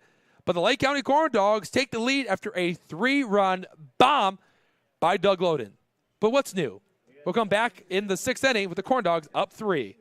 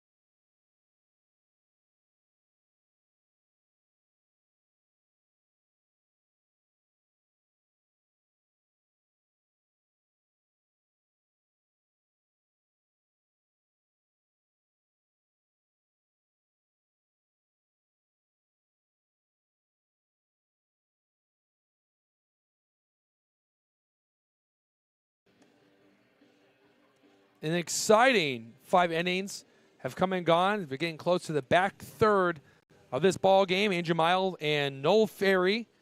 And if you guys have been looking for an exciting baseball game, you found it. Lake County Corn Dogs and the Joliet Generals have battled through the first 5 innings, and the Corn Dogs have been able to take a 3-run lead due to a Doug Loden home run. If you're just joining us, we'll do a quick recap for you as the Corn Dogs pitched a new pitcher today, and Peyton Olenek, a right-hander at 6'10". Pangburn pitches, and he throws one off the corner for ball 1. And Olenek went 3+ innings, allowed 1 hit, 1 run, 1 walk, and he struck out 8 through those 3 innings. The pitch is skied into the air behind the backstop. Sakamoto going towards the fencing. He slides, and he makes a grab. Carter Sakamoto make a play, young man. As he was off the frame when he made the play, the only part of the field the camera can't cover. But let me tell you guys, it was slick, and Sakamoto gets the first out. That's about as close to the fence as that ball could have been. Yeah. You're right. As the wind is starting to blow in a little bit from right field, so he was pushing it that way. And Gould is the first out. Brennan Fisher is now up. But Olenek came out after the Corn Dogs scored 1 run off a sac fly from Roman Kuntz. Delivery and a foul ball into the glove of Sakamoto, 1-1. And then it was a sacrifice fly from DeShante Caraway that got the Generals on the board, and then Doug Loden hit his 5th home run, an opposite field bomb. Fastball misses, 2-1. And the Corn Dogs, the good news for them is if they can hold on to this lead and pick up the win, the teams that are currently tied for second are also playing each other right now at Oil City up in Whiting. Pangburn lifts and fires, and he drops in a changeup for strike 2, 2-2. So if the Corn Dogs win the game, one of those teams are bound to lose. So the Corn Dogs would gain a game up on someone and be up 5 games on either the Oilmen or the Vikings. The pitch, foul ball, a screamer, hit into the fencing to the left just beyond the Corn Dogs dugout. Would do 2 balls and 2 strikes once more, as Nicholas Johnstone in full catcher's gear just ran down to pick up the baseball. We're going to be doing a fun video with him tomorrow. I don't want to spoil it too much. Break-even pitch. Misses 3-2 now. Another full count. And we're talking about that game. We can take a look to see how that game has been going. It's still 3-1 Southland in the bottom of the fifth. Crestwood won game 2. The pitch, ball 4, a full count walk to Fisher. And an inning after they stranded the bases loaded due to a great play from Jake Ferry and then giving up a 3-run homer to Doug Loden. The Generals have to have that mentality of passing the baton and getting traffic on the base paths. That's the best way to get a rally going, especially now with Deshante Caraway batting .263 on the year, 0 for 1 on the day. He could get something going here. The pitch, and Caraway, who swings with all his might, can't make contact with the fastball, 0-1. Caraway has always just been an infectious player to watch up here in the booth, especially when he's behind the plate or batting. He's always so energetic, putting everything he has into it. Called strike 2, that painted the outer black, and Pangburn's ahead 0-2. He swings with everything he's got every time. I'm surprised he hasn't pulled anything. I think I pulled something when I watch him swing. And he's always moving behind the plate, trying to keep every baseball in front of him. Good pitch, missed it. 1-2 now with 1 out. And there's only a certain amount of players that have that type of energy when they come to the ballpark like that. And he kind of reminds me of a Javier Baez. Yeah, that's a good way to put it. The pitch, down in the dirt, blocked by Sakamoto, who's able to backhand it, scoop it off the ground, 2-2. You know, Javi, when he plays shortstop, he's always moving around, trying to make every play he can. And when he, obviously, for Cub fans, they know more than anyone, he swings with everything he's got, no matter what the count is. The pitch, and a swing and a miss. That slider dropped off the table, and Caraway is down on strikes as he went reaching for it, and he is the second casualty in the inning and the second strikeout for Pangburn. Dupuis will try to keep this inning alive for the Generals as the tying run would be on deck. Here's the pitch. Foul ball to left, 0-1. Well, yes, a few days ago, Noel, I don't know if you saw this, but there was that ugly brawl between the LA Angels and the Seattle Mariners. And I want to say there was 10 suspensions all across the teams, up and away, 1-1. And I just have to ask you, what is your thoughts when you see ugly brawls like that during Major League Baseball games? Well, it's hard to say because if you look at the different suspensions. Missed, 2-1. It's all different lengths for a lot of different people. You see some 10 games, some 6 games, 4 games. But when it comes to, the big brawls like that, I think the only thing you can really do.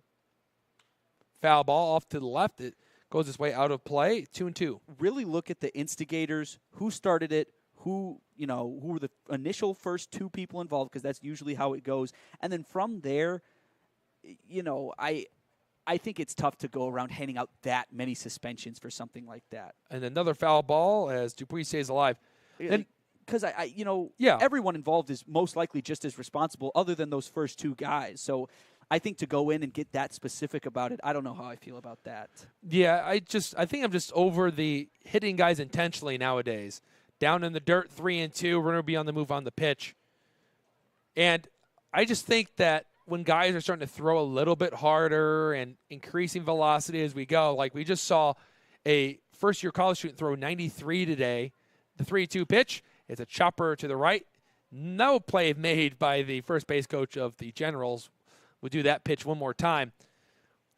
I just don't like the idea of guys getting plunked on purpose. Yeah, I think that really has no place in sports anymore at this point. I think that if you're trying to do that,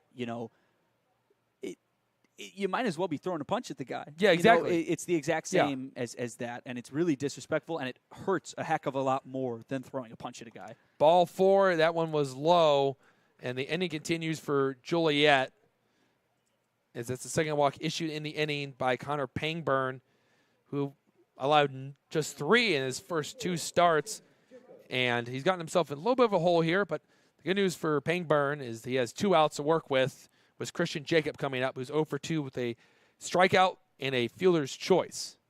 The pitch, down low, 1 ball, no strikes. It's just, I understand that the Angels were trying to retaliate because of some fastballs that ran too close to comfort from Mike Trout. But you have to understand that that's where they attack him, and there was no reason to attack Mike Trout. No. Here's the 1-0, and it misses 2-0 now. As the strike zone seems to be a little bit more up than down tonight from the home plate umpire, as both those pitches have missed just below the strike zone. Pangburns at the belt, and he wastes no time, and there's a strike. He readjusts, gets the corner, 2-1. I know back in the day when the baseball was more of a tougher man league, it was always like that. I just think we've grown past that point in the sport. 2-1 pitch, and the swing and the miss, 2-2. But the question also is, what are you teaching the next generation by plunking guys that you don't agree with? As Jesse Winker even walked up to the pitcher that plunked him, and the pitcher goes, I had to hit you. And he goes, you had to hit me. He goes, you didn't have to hit me. And I have to agree. Break-even pitch, hit hard to the right side. Curry out, scoops off a hop, throws to first, and the Corn Dogs are flashing the leather tonight. The Cardiac Kid doesn't deliver in big spots hitting, but also fielding. Corn Dogs make two great plays, get out of the inning. They go to the bottom of the sixth with a 4-1 lead and a 3-run cushion. You're watching the Corn Dogs on the Corn Dogs Broadcasting Network.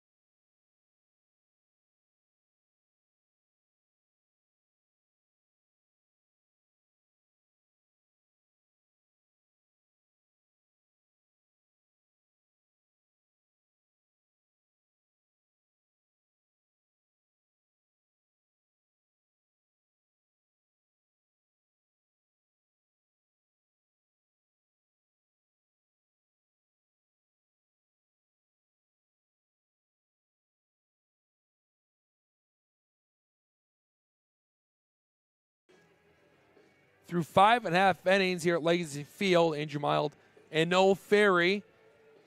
Jake Ferry is walking up to the plate, and Horizon Bank is a proud partner of the Lake County Corn Dogs. We provide online conveniences that support innovative solutions for your personal, commercial, and mortgage banking needs, as well as wealth and investment services. Visit horizonbank.com to learn more today. Jake Ferry takes a fastball on the outside corner, 0-1 in this lefty-on-lefty matchup. And Jake Ferry made possibly the greatest play of the year for the Corn Dogs thus far. The 0-1. He hits one off the end of the bat towards the right field line. It drops down for a hit. And Jake Ferry will stop at first after Jake Muha throws this one back into second base. And the Corn Dogs, who are trying to add a couple more insurance runs, lead off the sixth inning with a base hit in the right.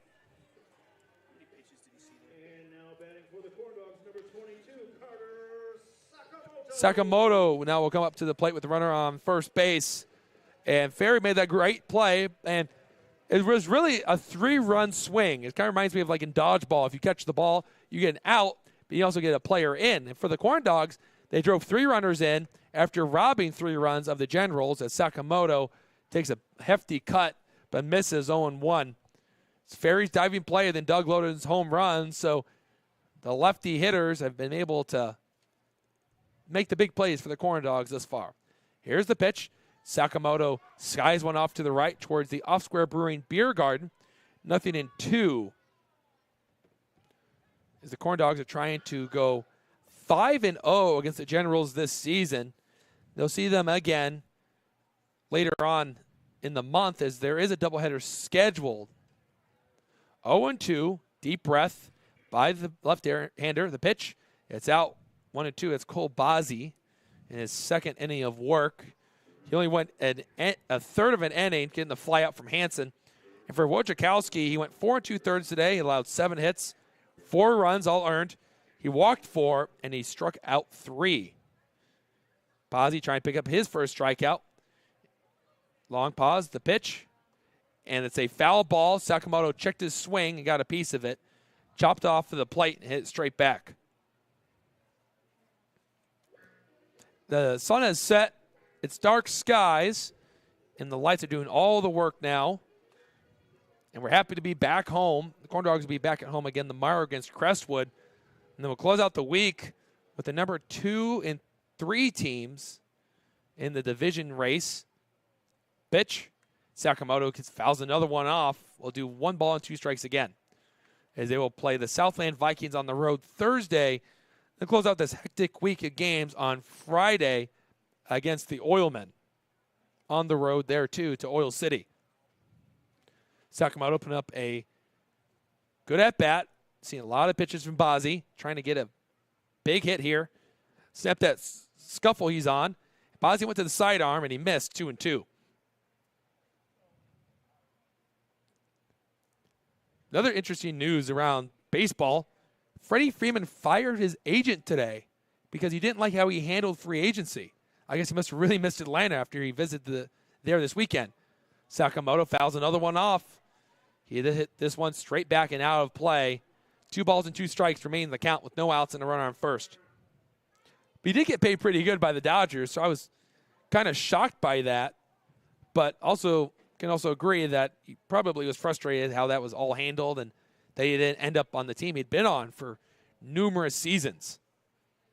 As he was extremely emotional this past weekend. He even cried in the press conference and when he received his World Series ring from Brian Snitker. Pitch. Sakamoto stays alive. Here it is, Noel. He's channeling his inner Bee Gees. He's staying alive, staying alive. Favorite saying of Andrew Mild. I've definitely come to find out. What would you call that? An Andrew Mildism? I think that's a good way to put Yeah. it. Yogi Bear got the Yogi-isms. So I guess we can go with that. 2 balls, 2 strikes. Sakamoto takes one upstairs, 3-2. He's worked his way all the way back into the count. And for Cole Bozzi, he'd only thrown 2 pitches to the first 2 hitters. And this at-bat, he's thrown 8 now. He's up to 10 pitches. Through 3 hitters, full count. He doesn't really lift his leg. Quick to home pitch. It's off the end of the bat to the right side. This might squeak through. Salado drops the ball, and Sakamoto gets on base for the first time in a long time, and that will be an E4 on Stellato. But for the Corn Dogs, that hit and run called by Justin Heisman pays off, and the Corn Dogs have runners on first and second instead of hitting into a double play there. I don't know if it would have been hit too hard for Stellato to get the double play and get Ferry out at second.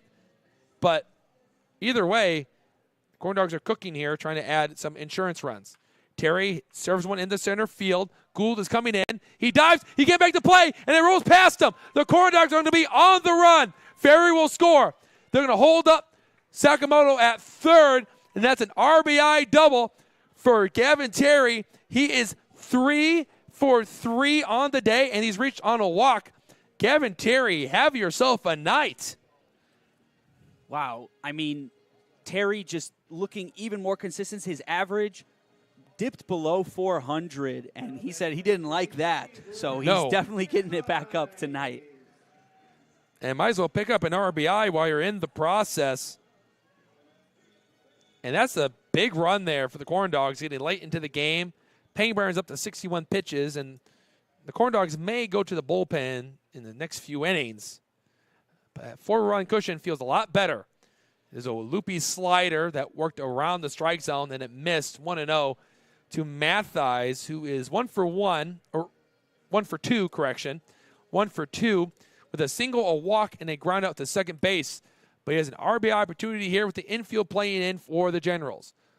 Bozzi lifts his leg. He comes down the mound, and he places that one just off the corner, 2-0. A good take from Mathies there again. And for Terry, that's also a big hit for him because that was against a lefty. And when you're trying to transfer, they want to see if you can hit lefties if you're on the same handedness of the hurdler. The pitch, 3-0 now to Mathies. And for Terry, there's only maybe one lefty where I saw where that was able to carve him up, and that was on the Joliet Generals. That was Bell that struck him out a few times in the game about a few weeks ago. And ball 4, so 4 wide ones to Brett Mathies. And the Corn Dogs are going to load up the bases for Tyler Schultz. But also with that walk, the Corn Dogs have 3 outs to play with Schultz, Roman Kuntz, and Doug Loden due up in the order. Yeah, that's the heart of the rotation right there, and it could spell doom for the Joliet Generals here today, as it's just nothing but bad news, guy after guy after guy. Corn Dogs with the pass the baton mentality, trying to get as many runs across the board as they can and have a convincing win. Schultz backs off the plate. The pitch from Bozzi missed in. 1 ball and a strike. Bases loaded. A fryer full of Corn Dogs, and they're ready to be consumed. Let's see if Tyler Schultz can pick up a couple of RBIs in this spot. Some good speed at second in Terry. The pitch. And that one just gets the corner. And it's a called strike, 1-1. So on the infield right now for the Corn Dogs, at third is Sakamoto. Terry's at second, and Mathies is at first. Schultz at the plate, awaiting the pitch, and here it comes. And 3 pitches, and all of them, he's been able to dodge the way out of them. 2 balls and a strike now. Tyler Schultz must have checked out that Vince Vaughn movie, The 5 Ds of Dodgeball. That's always the quiz question. Have to see if you get it. 2-1 pitch. And it's all been inside pitches to Schultz. And the 2 strike calls have been on that inner portion. It's 2-2. I believe it's dip, duck, dodge, dive. I don't know. You said dip, right? Dip, duck, dodge, dive. 2-2. Hit high into the air. Left center field. Cool to center field and moving to his right. He lost the ball, but was able to backtrack and make the play. 2 runners will tag, and the Corn Dogs manufacture a run. Sakamoto crosses. Terry goes to third, and Tyler Schultz gets the sacrifice fly. It's now 6-1 Corn Dogs. Dodge is in there twice. Yeah, Dodge is in there twice. That's what it is. Yeah, okay. That was Sam Salzadier that came in, and she knew it immediately. Thanks, Sam. I appreciate that. And she didn't have her phone out, so that's why I'm really impressed. Well, that's what I was confused. I was like, what other D could there be? I couldn't think of it. Yeah, there's 2 Dodges. And they're going to check on if Terry was leaving early, and he didn't. So he'll get to stay at third base. Schultz with the RBI, and Roman Kuntz, who's 0 for 1 with the sac fly in a hit by pitch, comes up against Bozzi, and he takes one on the outer corner, 0-1. That movie has been able to stay relevant for quite some time now. I want to say that was 2004. You might have to check up on me on that one. 0-1 to Kuntz. Kuntz pops one up on the infield left side. The third baseman, Dupuis, goes back, but it's his shortstop, Munoz, that goes behind him and secures it. And there's 2 outs. And here comes Mr. Loden, who picked up his 5th home run on the year. And the 3 RBIs moved him up to 16 ribbies on the season. And I was right. Yeah. 2004. That's a good year. Money. That was the year the Red Sox came back from 3-0 against the Yankees to win the pennant, and then defeated the Cardinals in 4 games to win the World Series. Here's the pitch. Doug Loden with a hearty cut, but nothing really different there. He missed 0-1. Doug Loden has been a fun player to watch in these last couple of weeks, as he only played 6 games for Joliet Junior College, and he's due to an arm injury, but he's really been turning it on at the plate. The pitch, that one missed just above the zone, 1-1. Has been clobbering home runs left and right, driving in runs, and not only can he do that, he can also pitch. As Noel, you call him the Shohei Ohtani of the Corn Dogs. Exactly. I mean, he absolutely delivers for them. Outside 2-1. Especially, as that closer. He pitched in the extra innings for the Corn Dogs the other day. Pitched 2 scoreless innings for them, which was huge. It kept them in the game. Yes. And they almost delivered in those extra innings. And he struck out 4 yes. through those 2 innings. Doug Loden hits one high and deep into right center field. Muha, the right fielder, going to his right, and it hits off the wall. Gavin Terry scores. Mathias is on his horse. He's coming in. He scores. And for Doug Loden, he has picked up 5 RBIs, and he has spiraled out on the ground.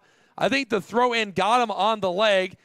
He's a strong kid. He seems to be okay, as Doug Loden has been a menace. No one can get him out right now. He's a triple away from the cycle, and that's 2 straight games where he has 3 hits. That is incredible. I don't know if there's any players that have gone on a stretch like this. Well, and it's the same exact hits for both of those games, a single, double, and a home run. There's a strike, 0-1 to Curiel. Yeah, yesterday, Doug Loden was 3 for 5 with a home run, a double, and a single, and all in the same order, too. Doug was absolutely booking it on that double, He too. was. He could not have been a step earlier. Curiel takes a changeup low, 1-1. And the Corn Dogs have scored now 7 unanswered runs, and 5 of those are from Loden. The 3-run homer and the 2 RBI double, driving in Terry and Mathias. 1-1's the count, 2 outs. Here's the pitch. It's a changeup on the outer corner, 1-2 to Curiel. For Loden, it was a single for yesterday's game, home run double. Today, single, strikeout, home run double. Yeah. I think his other at-bat, he was either a walk. It was a walk. So he's gotten on base 7 times in the last 2 games. Really come into his own. The pitch, just off the plate, 2-2. And that was a conversation we had with Justin Heisman. And I think it was after 2 home run game, you'd asked him, do you expect the same type of production from Doug Loden going on? And he said, well, we knew going in it was going to be a little bit of a slow start for him because he had such limited playing time for JJC. But he's really gotten his timing back. Curiel fouls it off. We'll do the break-even pitch again. And I think he was spot on with that assessment of Doug Loden. Yeah, I mean, he's turned it on here tenfold, really. Yes. I mean, so much. This is now 3 games within the last 6, I believe, where he is 3 for 4, at least. We're only here in the bottom of the 6th inning. 2 balls, 2 strikes. Here comes Bozzi, and he misses for the 3rd ball in this count.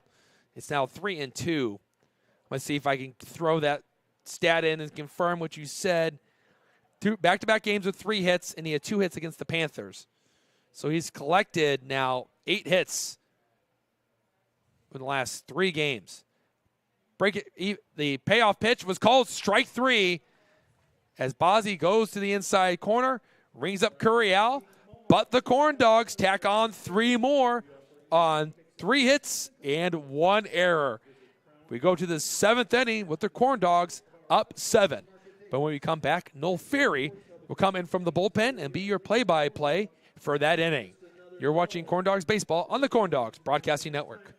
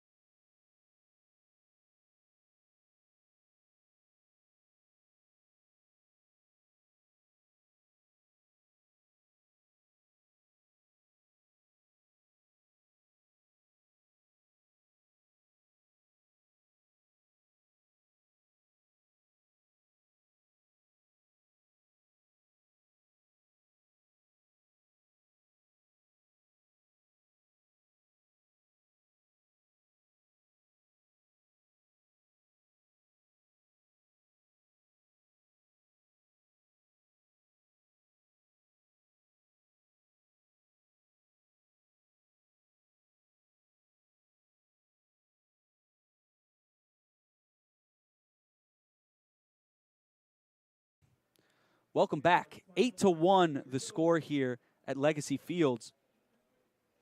Corn Dogs really have come alive in this game. Big thanks to Doug Loden for that, as he has 5 RBIs on the day. The success just continues. And what else can be said? You know, the Corn Dogs are alive here, and it's really 2 players today that have stood out for them in Doug Loden and Gavin Terry, both just having amazing games. It's so hard to pick, you know, who's even quote-unquote having the better game. But here's a quick reminder that Diversified Marketing Strategies is a full-service marketing agency that specializes in all forms of media and advertising. Are you ready to start a project with DMS? Visit us at thinkdiversified.com. Connor Pangburn still on the mound for the Lake County Corn Dogs. He delivers his first to Jalen Avery. So that one's inside for ball 1. Also, Dining Solutions at Wicker Park is the answer to your catering needs. Whether you have 50 or 400 guests, here comes 1-0. And that one is skied into center field. Underneath is Gavin Terry, calls off everyone, and grabs a quick and easy out. There's one away. But like I was saying, whether you have 50 or 400 guests, we can accommodate any type of occasion. Call us today at 219-923-3830 and let us help customize your next special event. Anthony Stellato up for the Joliet Generals. And Pangburn up to 63 pitches now. Came in after the third. That one is fouled off to the left by Stellato. And not collecting as many strikeouts today for Pangburn, but the efficiency is still there, as he has yet to allow an earned run that was charged to him. So he remains perfect in that regards, as he blows one right past Stellato. 0-2. And he's making a strong case for an all-star selection this year. Here comes the 0-2. That's outside.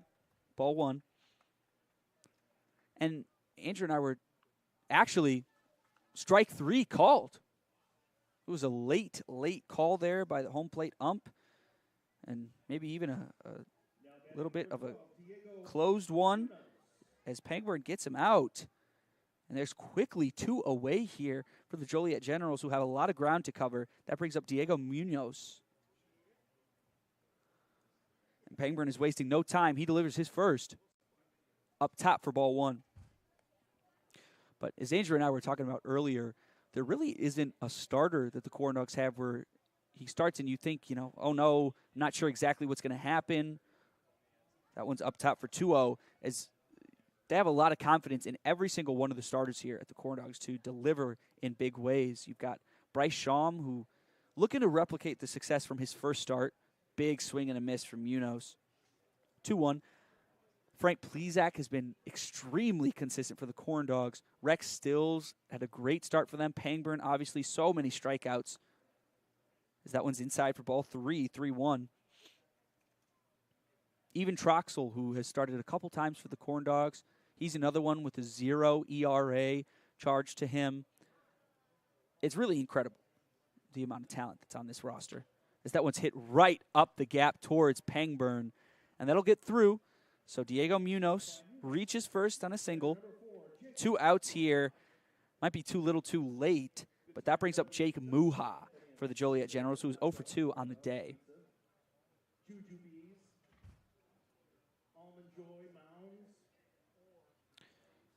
Runner over at first. You'd need a little bit of a miracle here to get back in it, but there's a lot of goose eggs up on that board. The only run the Joliet Generals were able to grab was a sac fly. Here comes the first, Jake Muha, as that one is inside for strike 1. And that came after Peyton Olenek loaded up the bases, and Pangburn had to come into relief with that loaded. That one's a ball, misses top right corner. And Pangburn really handled business there, only allowed 1 run off the sac fly, so, you know, he still even got the out on that specific batter. 1-1. That one is skied into center, but doesn't travel too far as Gavin Terry calls off everyone and grabs the 3rd out of the inning. There's a quick inning for Pangburn. He's up to 74 pitches on the day. We head to the bottom of the 7th. Corn Dogs on top, 8-1.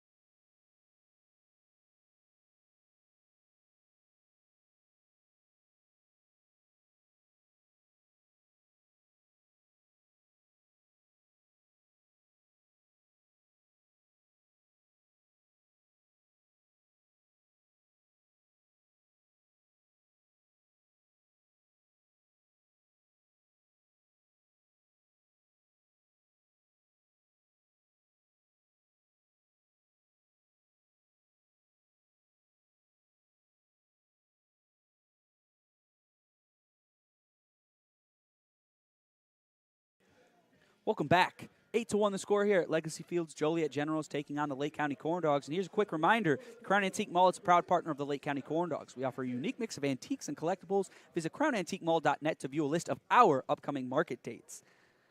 Bozzie still on the mound for the Joliet Generals, facing Scott Hansen, who sees one go inside and low for ball one. Hansen, 1 for 3 on the day, was finally able to get that much-needed hit. 1-0. And that one is way inside. Almost makes contact with Hansen there. Honestly, not quite sure how it didn't make contact with him. 2-0.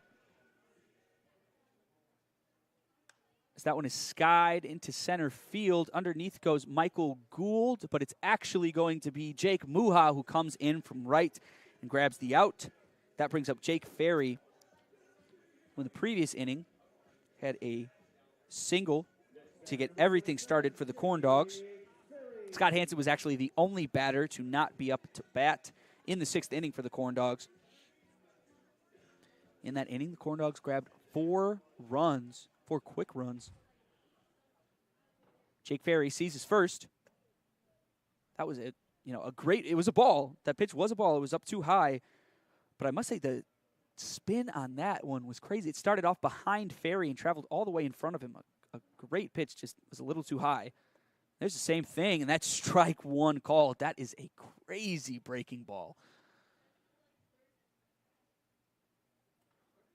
1-1. And if Bozzie can keep that up, as that one is skied into right by Ferry, and that one drops right on the warning track. He's going to grab a double off of that one. Ferry was looking at one, thought that might be home run number 3 on the year for him, but it stays in. And there's a double for Jake Ferry. As there was the 3rd straight breaking ball that came from inside out from Bozzie, and Ferry read that one all the way and caught a great piece of it, just missed the home run there. That brings up Carter Sakamoto, who reached on an error earlier today. Still looking to grab a hit. He pops one right up, and underneath is Anthony Stellato, and he grabs the out for Carter Sakamoto. But that brings up Gavin Terry, 3 for 3 on the day with a runner in scoring position here, 2 outs. So he could keep this going if the trend continues.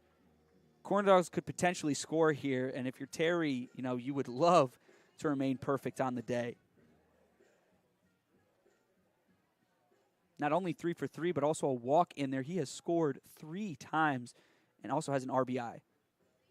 That one's down too low. That's a good take from Terry. That one was almost a little bit of lefty-on-lefty crime there, but Terry held off. 1-0. Same pitch, but just caught the bottom right corner, strike one. And Ferry's taking a decent lead over at second as no one's up there to cover second base. Big gap up the middle with Munoz and Stellato, both covering the gaps between the bases, but there Bozzie has to come off the mound to keep Ferry over at second, but he turned around and there was no one there at the bag, so not really any sort of play you could make there. 1-1. There's another good breaking ball that came all the way from behind Terry in, but still ball 2. And Bozzie is all of a sudden busting those out in this inning, and they worked once, and then it was Jake Ferry who was able to get the double off of it. And there's Terry with the shot, but it is caught by Michael Gould, and that will end the inning. Terry goes down after a good piece of hitting, got good contact on it, but straight into the glove of Michael Gould, who barely even had to take any steps at all. Corn Dogs leave one stranded. Still 8-1 here. We head to the top of the 8th inning.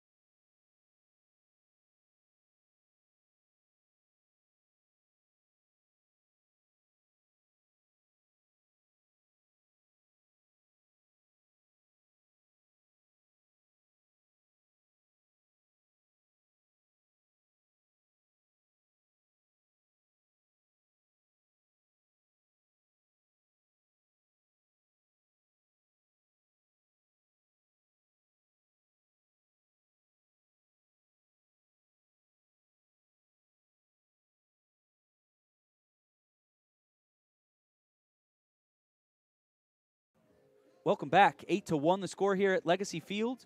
I'm Noel Ferry, sending it off to Andrew Mild for your play-by-play. Thanks, Noel. And we're going to start with an IBEW Local 697 pitching change. For the Corn Dogs, it's going to be the southpaw Jake Thomas from Munster High School. And for Jake Thomas this season, this will be his 9th appearance out of the bullpen. He has a 2-1 record. He owns a 3.60 ERA. Where he has went 15 innings, rung up 19 hitters, allowed 6 walks and 14 hits. And in his last 3 appearances against the Panthers, Generals, and Vikings, he has not allowed a run, and that is over the course of 6 2/3 innings, which is good news for Justin Heisman and the Corn Dogs as they try to go to southpaw more often. And as Michael Gould, who as of right now leads the league in batting average, stepped up to the plate, I'd like to tell you about Colonial Life, which is a proud partner of the Lake County Corn Dogs. Key to unexpected. Life is anything but expected, including our approach to employee benefits. Visit coloniallife.com to learn more today. That's coloniallife.com. Thomas gets his first sign, and he fires his first pitch, and he induces a foul ball straight back. Sakamoto going back. Does he have a play? He does not. He'll watch that one fall just to our left as a bunch of little kids go racing towards the baseball. This is the moment where you go to the Finding Nemo. Exactly. Seagulls. Well, That's what I think of. if this was Oil City, I'd be down there with them trying to get that dollar. Yeah. You go to Oil City, you get a foul ball, and you return it. You earn yourself a good dollar. Kind of like the old Geico commercial. Ground ball left side, back in by Scott Hansen. He fires across the diamond, and he got him. He's the vacuum Hoover Hansen. Scott Hansen, or known as Hoover Hansen, I was just told about this the other day. That is a vacuum. Yeah, I didn't the know Hoover. that. Yeah. He was telling me about it. I guess that our PA announcer, Tom Bilek, called him that. Didn't know what it meant. And he looked it up and was like, oh, so I guess I'm a vacuum cleaner now. Brendan Fisher's up the pitch, and it's a foul ball topped to the right side. Counts 0-1. I think that one was very popular in my mind at that Gary Railcats. I think that's what they used to play a lot. Maybe that's why my mind associates a foul ball like that. 0-1, misses 1-1. One of my favorite moments as a broadcaster was in Schaumburg. The Windy City Thunderbolts were playing the Boomers, and they have this little grassy knoll area down the left field line. The 1-1 delivery. This is hit on the ground, right side. Curry out, goes to his left, gathers, and he'll give a nice, easy, gentle throw to Mathis. And there's 2 ground outs to start today for Thomas. So 2 outs now. And what happened is there was this one that was just absolutely laced down the line. And a dad had his glove, and he caught the ball, and he starts running as if like he was a cornerback that just caught the football and was running for a pick 6. But the person that was chasing him was his young son who really wanted the baseball. And I think the dad scored a touchdown. I think he did a little celebration. Didn't really spike the baseball, but he did turn around and give it to the son, who then proceeded to run the opposite direction. So that was one of the nice father-son moments. Here's the pitch, and that is low 2-0. And you can make more family memories here at Legacy Field. You can purchase tickets at corndogsbaseball.com, or you can purchase them here at the field. 2 balls, no strikes, 2 outs, the pitch, and that is a wicked slider that started off the plate, dropped in, 2-1. I think one of my favorite foul ball moments in MLB history comes from, I'm not exactly sure what 2 teams were playing. Strike 2? Oh, actually, that missed, 3-1. But it was a foul ball that was hit to a young fan, and he takes it, and on the camera, it appears as though he turns and gives it to some girls sitting behind him. Ball 4, 5-pitch walk to DeShante Caraway. But he actually did a little bit of trickery and kept the ball that he actually caught himself and gave the girls a ball that he had on him already, so he was able to keep the real souvenir. I just noticed this, Noel. That was not DeShante Caraway. That was number 11, Will Summers. Did not catch that change. So Summers is on first base. That was Will Summers that just walked. And Jack Dupuis is now up. 1 ball, no strikes to Dupuis. Here's the slider, and it catches the corner, 1-1. Another one I can remember was at a Nationals White Sox game. I was in attendance in right field. Swing and a miss, 1-2. I have to do quick now. A player flipped the ball to a young fan who missed it, so a older gentleman picked it up. So naturally, we started booing him. He panicked, turned around, and threw it onto the field. Here's the pitch, and called strike 3. Ring him up. As Jack Dupuis watches a changeup grab the inside corner, and Jake Thomas strands a runner. As we go to the bottom of the 8th, the Corn Dogs are now 3 outs away from winning this ball game and going to 18-7 on the year. You're watching Corn Dogs Baseball on the Corn Dogs Broadcasting Network.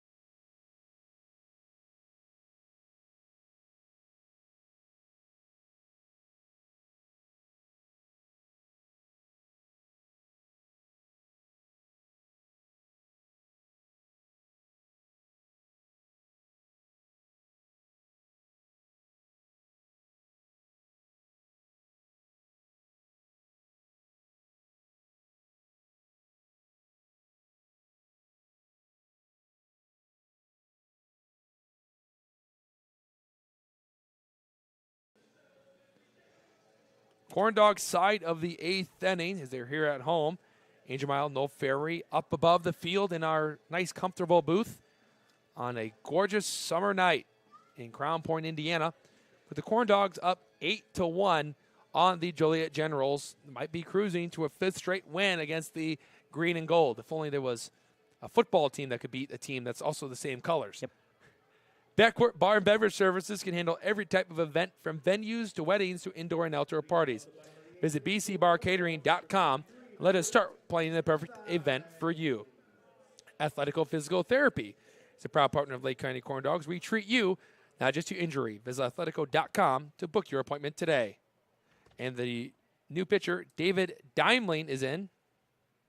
So it's also an IBEW Local 697 pitching change, as they sponsor everyone this year, as they are a proud partner of The Lake County Corn Dogs. the 1-0 delivery. It misses 2-0 to Mathis. Mathis on the day is 0 for 2, 1 for 2, with 2 walks and a ground out. The pitch and ball 3, as the 2 walks, I believe he didn't see any of them cross the strike zone. So they were the minimum when you get a walk. And that one's a strike, so at least you'll see a strike in this at bat, 3-1. As David Dimeling just joined the team. He's from Chicago Concordia University. Ball 4, Brett Mathis watched that one sink right down as he watched it go all the way. And that's his 3rd walk. That's the 4th time he's gotten on base today. So a good night for Brett Mathis and his on-base percentage. Yeah. And barring, a potential caught stealing or double play, we should see Doug Loden come up to bat in this inning again, who is having just a spectacular game for the Corn Dogs. Yeah, after checking the record books, Doug Loden now possesses the record for most RBIs in a game for the Corn Dogs. It was a tie with 4 amongst several players. I know Tyler Schultz was one of them. I think he was the original hitter to reach 4 RBIs in the game. His PNW teammate and hitting partner, Donovan Nanfelt, had a 4 RBI game, and Tyler Schultz is hit again. That's the 2nd time he's been hit today. And for him, I believe I said he was up to 7, and that might be number 8 and 9 in this game alone. I mean, you can't even make it up at this point. He's he's not, really crowding the plate No. too much at all, and he's just a magnet. Or these guys just really don't like him. No, he's reached base 3 times today with 2 hit-by pitches and a walk. So the Corn Dogs have yet to put the ball in play, and they have runners on first and second. If they score 3 runs, the game would be over. And Roman Kuntz hits this one to the moon. I'm not even sure where it's at right now. I don't think they even know where it's at. Where's the baseball? It dropped down on the infield. It was an infield fly anyway, so he's out. But I couldn't locate that baseball. That's one of the few times I saw it go into the night sky and before it landed. So infield fly, Kuntz is out, and the runners will be on first and second still. Just an awkward play all around. There was the movie, Noel, called The Babe with John Goodman, where he hit a ball like that, and it dropped down, and he hit an inside-the-park homer. How accurate that is for Babe Ruth, I will never know. Yeah, who knows? The coverage back then wasn't spectacular. It was just the radio broadcaster and the writers. And here comes Doug Loden. And for the fans that know, when Loden comes up to the plate, you start paying attention a little bit more. He's 3 for 4 with a run and 5 RBIs. If he hits a triple here and hit for the cycle, it'd be the first cycle in Corn Dogs history, but he'd have to have a lot go right for him. 0-1 pitch. Loden moves out of the way, and it's 2-0. So a hitter-friendly count to probably the most dangerous hitter in the league. You know what? No, we're going to call him that. He's the most dangerous hitter in the league I'd say right so. now. Right now, for sure. I mean, no one else is hitting as many home runs as he is, or extra base hits at that. You don't want to throw it near the strike that zone. slugging percentage is just increasing more and more for Loden. The pitch, and it misses 3-0. It's almost a unintentional, intentional walk to Loden, as he may not see one even cross the plate. But if I'm Justin Heisman, you're up 8-1. You might want to give him the green light. Yeah, I think Doug Might as well. here Send it. might as well give a huge swing What at do whatever the- pitch comes your way. What do here. the young kids call it now? Full send? Full send. Is that the term? The pitch? And Loden takes his base. As he walks over the first, the Corn Dogs have loaded up the bases again tonight. And Loden, if he scores, the game would end here. It's 10 after 7. And Cal Curiel now comes up with 1 out and a Corn Dog on every which base you can look. That's always a fun question that baseball fans ask is, everything is called a base, right? As a pitch, 0-1. But why do they call it home plate? There's no first plate, which was just awkward for me to say. I didn't like that at all. I think, it's sunken a little bit as opposed to, the bags, whatever you want to call them, on the bases. I don't know. There's no place like home has always been the simple answer. I guess how low the home plate is, how sunken it is, determines if it's a plate or a base. Usually things don't really go over my head Yeah. that much, but that one definitely did. Thought we were being technical here. The 1-1's a strike, 1 and 2. I've never heard that answer. Well, I mean, but you're if not you like think off the about it, square. You're thinking outside the box. outside the box. Yeah. So there's that. And I know you haven't been drinking anything, so you're doing well. The Snow Fairy is a different thinker. Here's the pitch. Back up the middle by Curiel. It's backhanded by Stellato, who flips it to the shortstop, who goes to first, and Curiel is safe. A run scores. Doug Loden is out at second. 9-1 now for the Corn Dogs with runners on first and third. So it was Stellato to Munoz and a relay to Fisher at first. But because it was slow developing, Curiel was able to reach base and pick up an RBI. That's his first in the game. And Mathies, he has now scored for the first time, even though he's gone on base numerous times. Hansen takes a ball in the dirt, and not a good read by Schultz at third. Curiel, on the other hand, will take second base. And now the Slaughter Rule run is in scoring position for the Corn Dogs.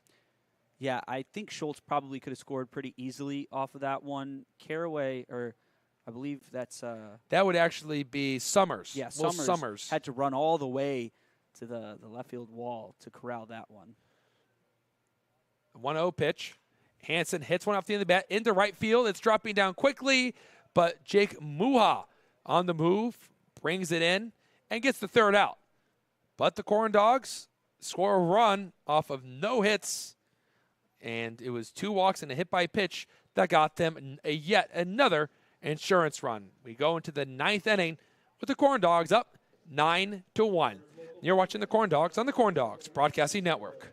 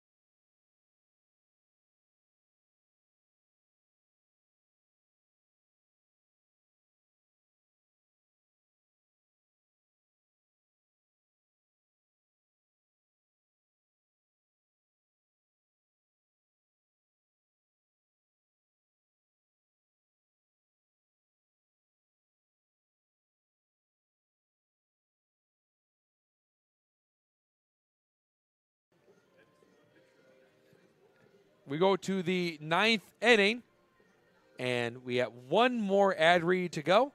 And it's Robin Salzadier with That Properties is a proud partner of the Lake County Corn Dogs. Whether you are purchasing a new home or selling the one you currently own, Robin specializes in obtaining the best price in Northwest Indiana.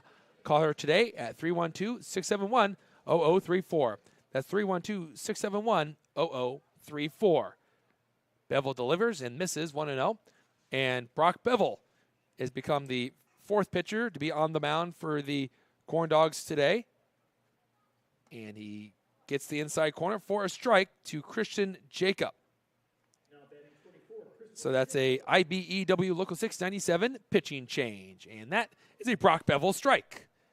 Sponsored by Local 120. That is 1 ball, 2 strikes, no outs. Bevel getting ahead here. Here's the pitch. And he gets a swing and a miss. Brock Bevel gets a strikeout. And the Corn Dogs get 1 quick out to start the 9th inning. They're now 2 outs away from capturing their 18th win on the season. Brock Bevel coming in hot. Bevel is 0 for 1 with a 9.64 ERA, where he has struck out now 8, walked 13, and allowed 14 hits. He throws a strike down the middle to Jalen Avery, 0-1, as Avery is 0 for 3 tonight. 2 strikeouts and a flyout to Gavin Terry in center field. And he's behind 0-2 now. Brock Bevel just firing 1 strike after the other. Can he get back-to-back strikeouts? Nothing but business here for Brock Bevel. Brock Business Bevel. There it is. There you go. Triple B. 0-2. He gets a late swing and a foul ball as some of the Generals players backed off the fencing just to see that one go screaming by. But we'll do 0-2 again. Bevel goes into the windup. Here he comes. And he gets a swing and a miss. Snapdragon curveball. Back-to-back Ks, and there's 2 outs. Wow. I mean, Bevel, the breaking ball, is looking alive today. He is nothing but business. Nothing but business, Bevel. It's no longer Triple B for Big Baller brand of the Ball family. It's now belonging to Brock Bevel.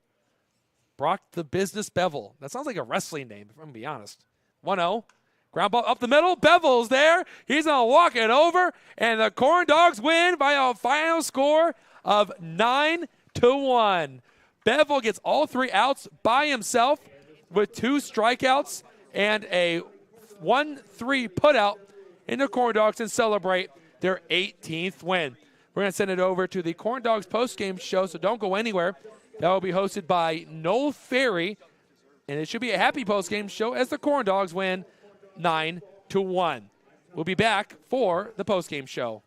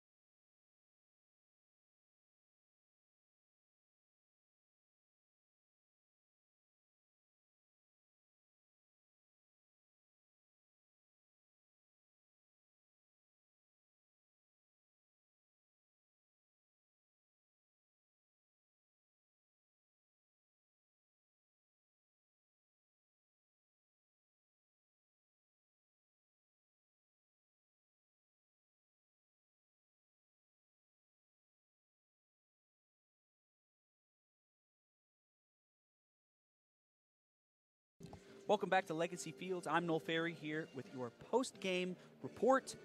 With this 9-1 victory, the Lake County Corn Dogs moved to 18-7 on the season now with a 2-game win streak. Last 10 games, they have been 8-2.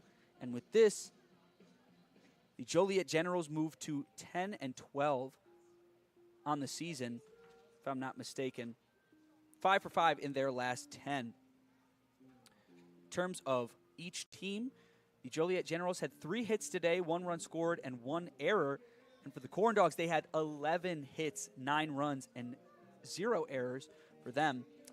Most of the runs came in the 6th and 5th inning for the Corn Dogs after a home run for Doug Loden really opened things up. That scored 3, and then in the next inning, it was a good hitting from everybody, especially another 2 RBI double for Doug Loden. Doug will not be the Macron player of the game today. It will actually go to Gavin Terry, your Macron player of the game. He went 3 for 4, went across home plate 3 times, hit 2 singles and a double, and also walked once as well with an RBI added in there. So Terry, your Macron player of the game, and the University of Chicago Medicine play of the game easily goes to Jake Ferry's backhanded over-the-shoulder diving grab with the bases loaded to really save. I mean, it's hard to say save the game because it was so early in the game, but he really did save the game for Connor Pangburn and kept it so that Pangburn still has 0 earned runs against him. Not to mention the pitching today for the Corn Dogs was spectacular, with Peyton Olenek coming in and striking out 8 of the first 9 batters he faced.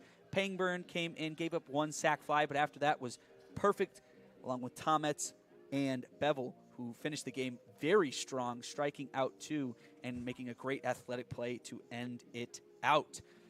Looking ahead, another home game here tomorrow for the Lake County Corn Dogs as they take on, just got to find it, the Crestwood Panthers.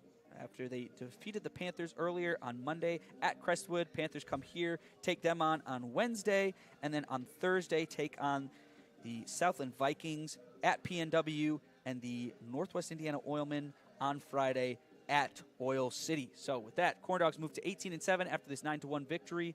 I'm Noel Ferry for Andrew Mild. Hope you enjoyed the broadcast, and we will see you next time.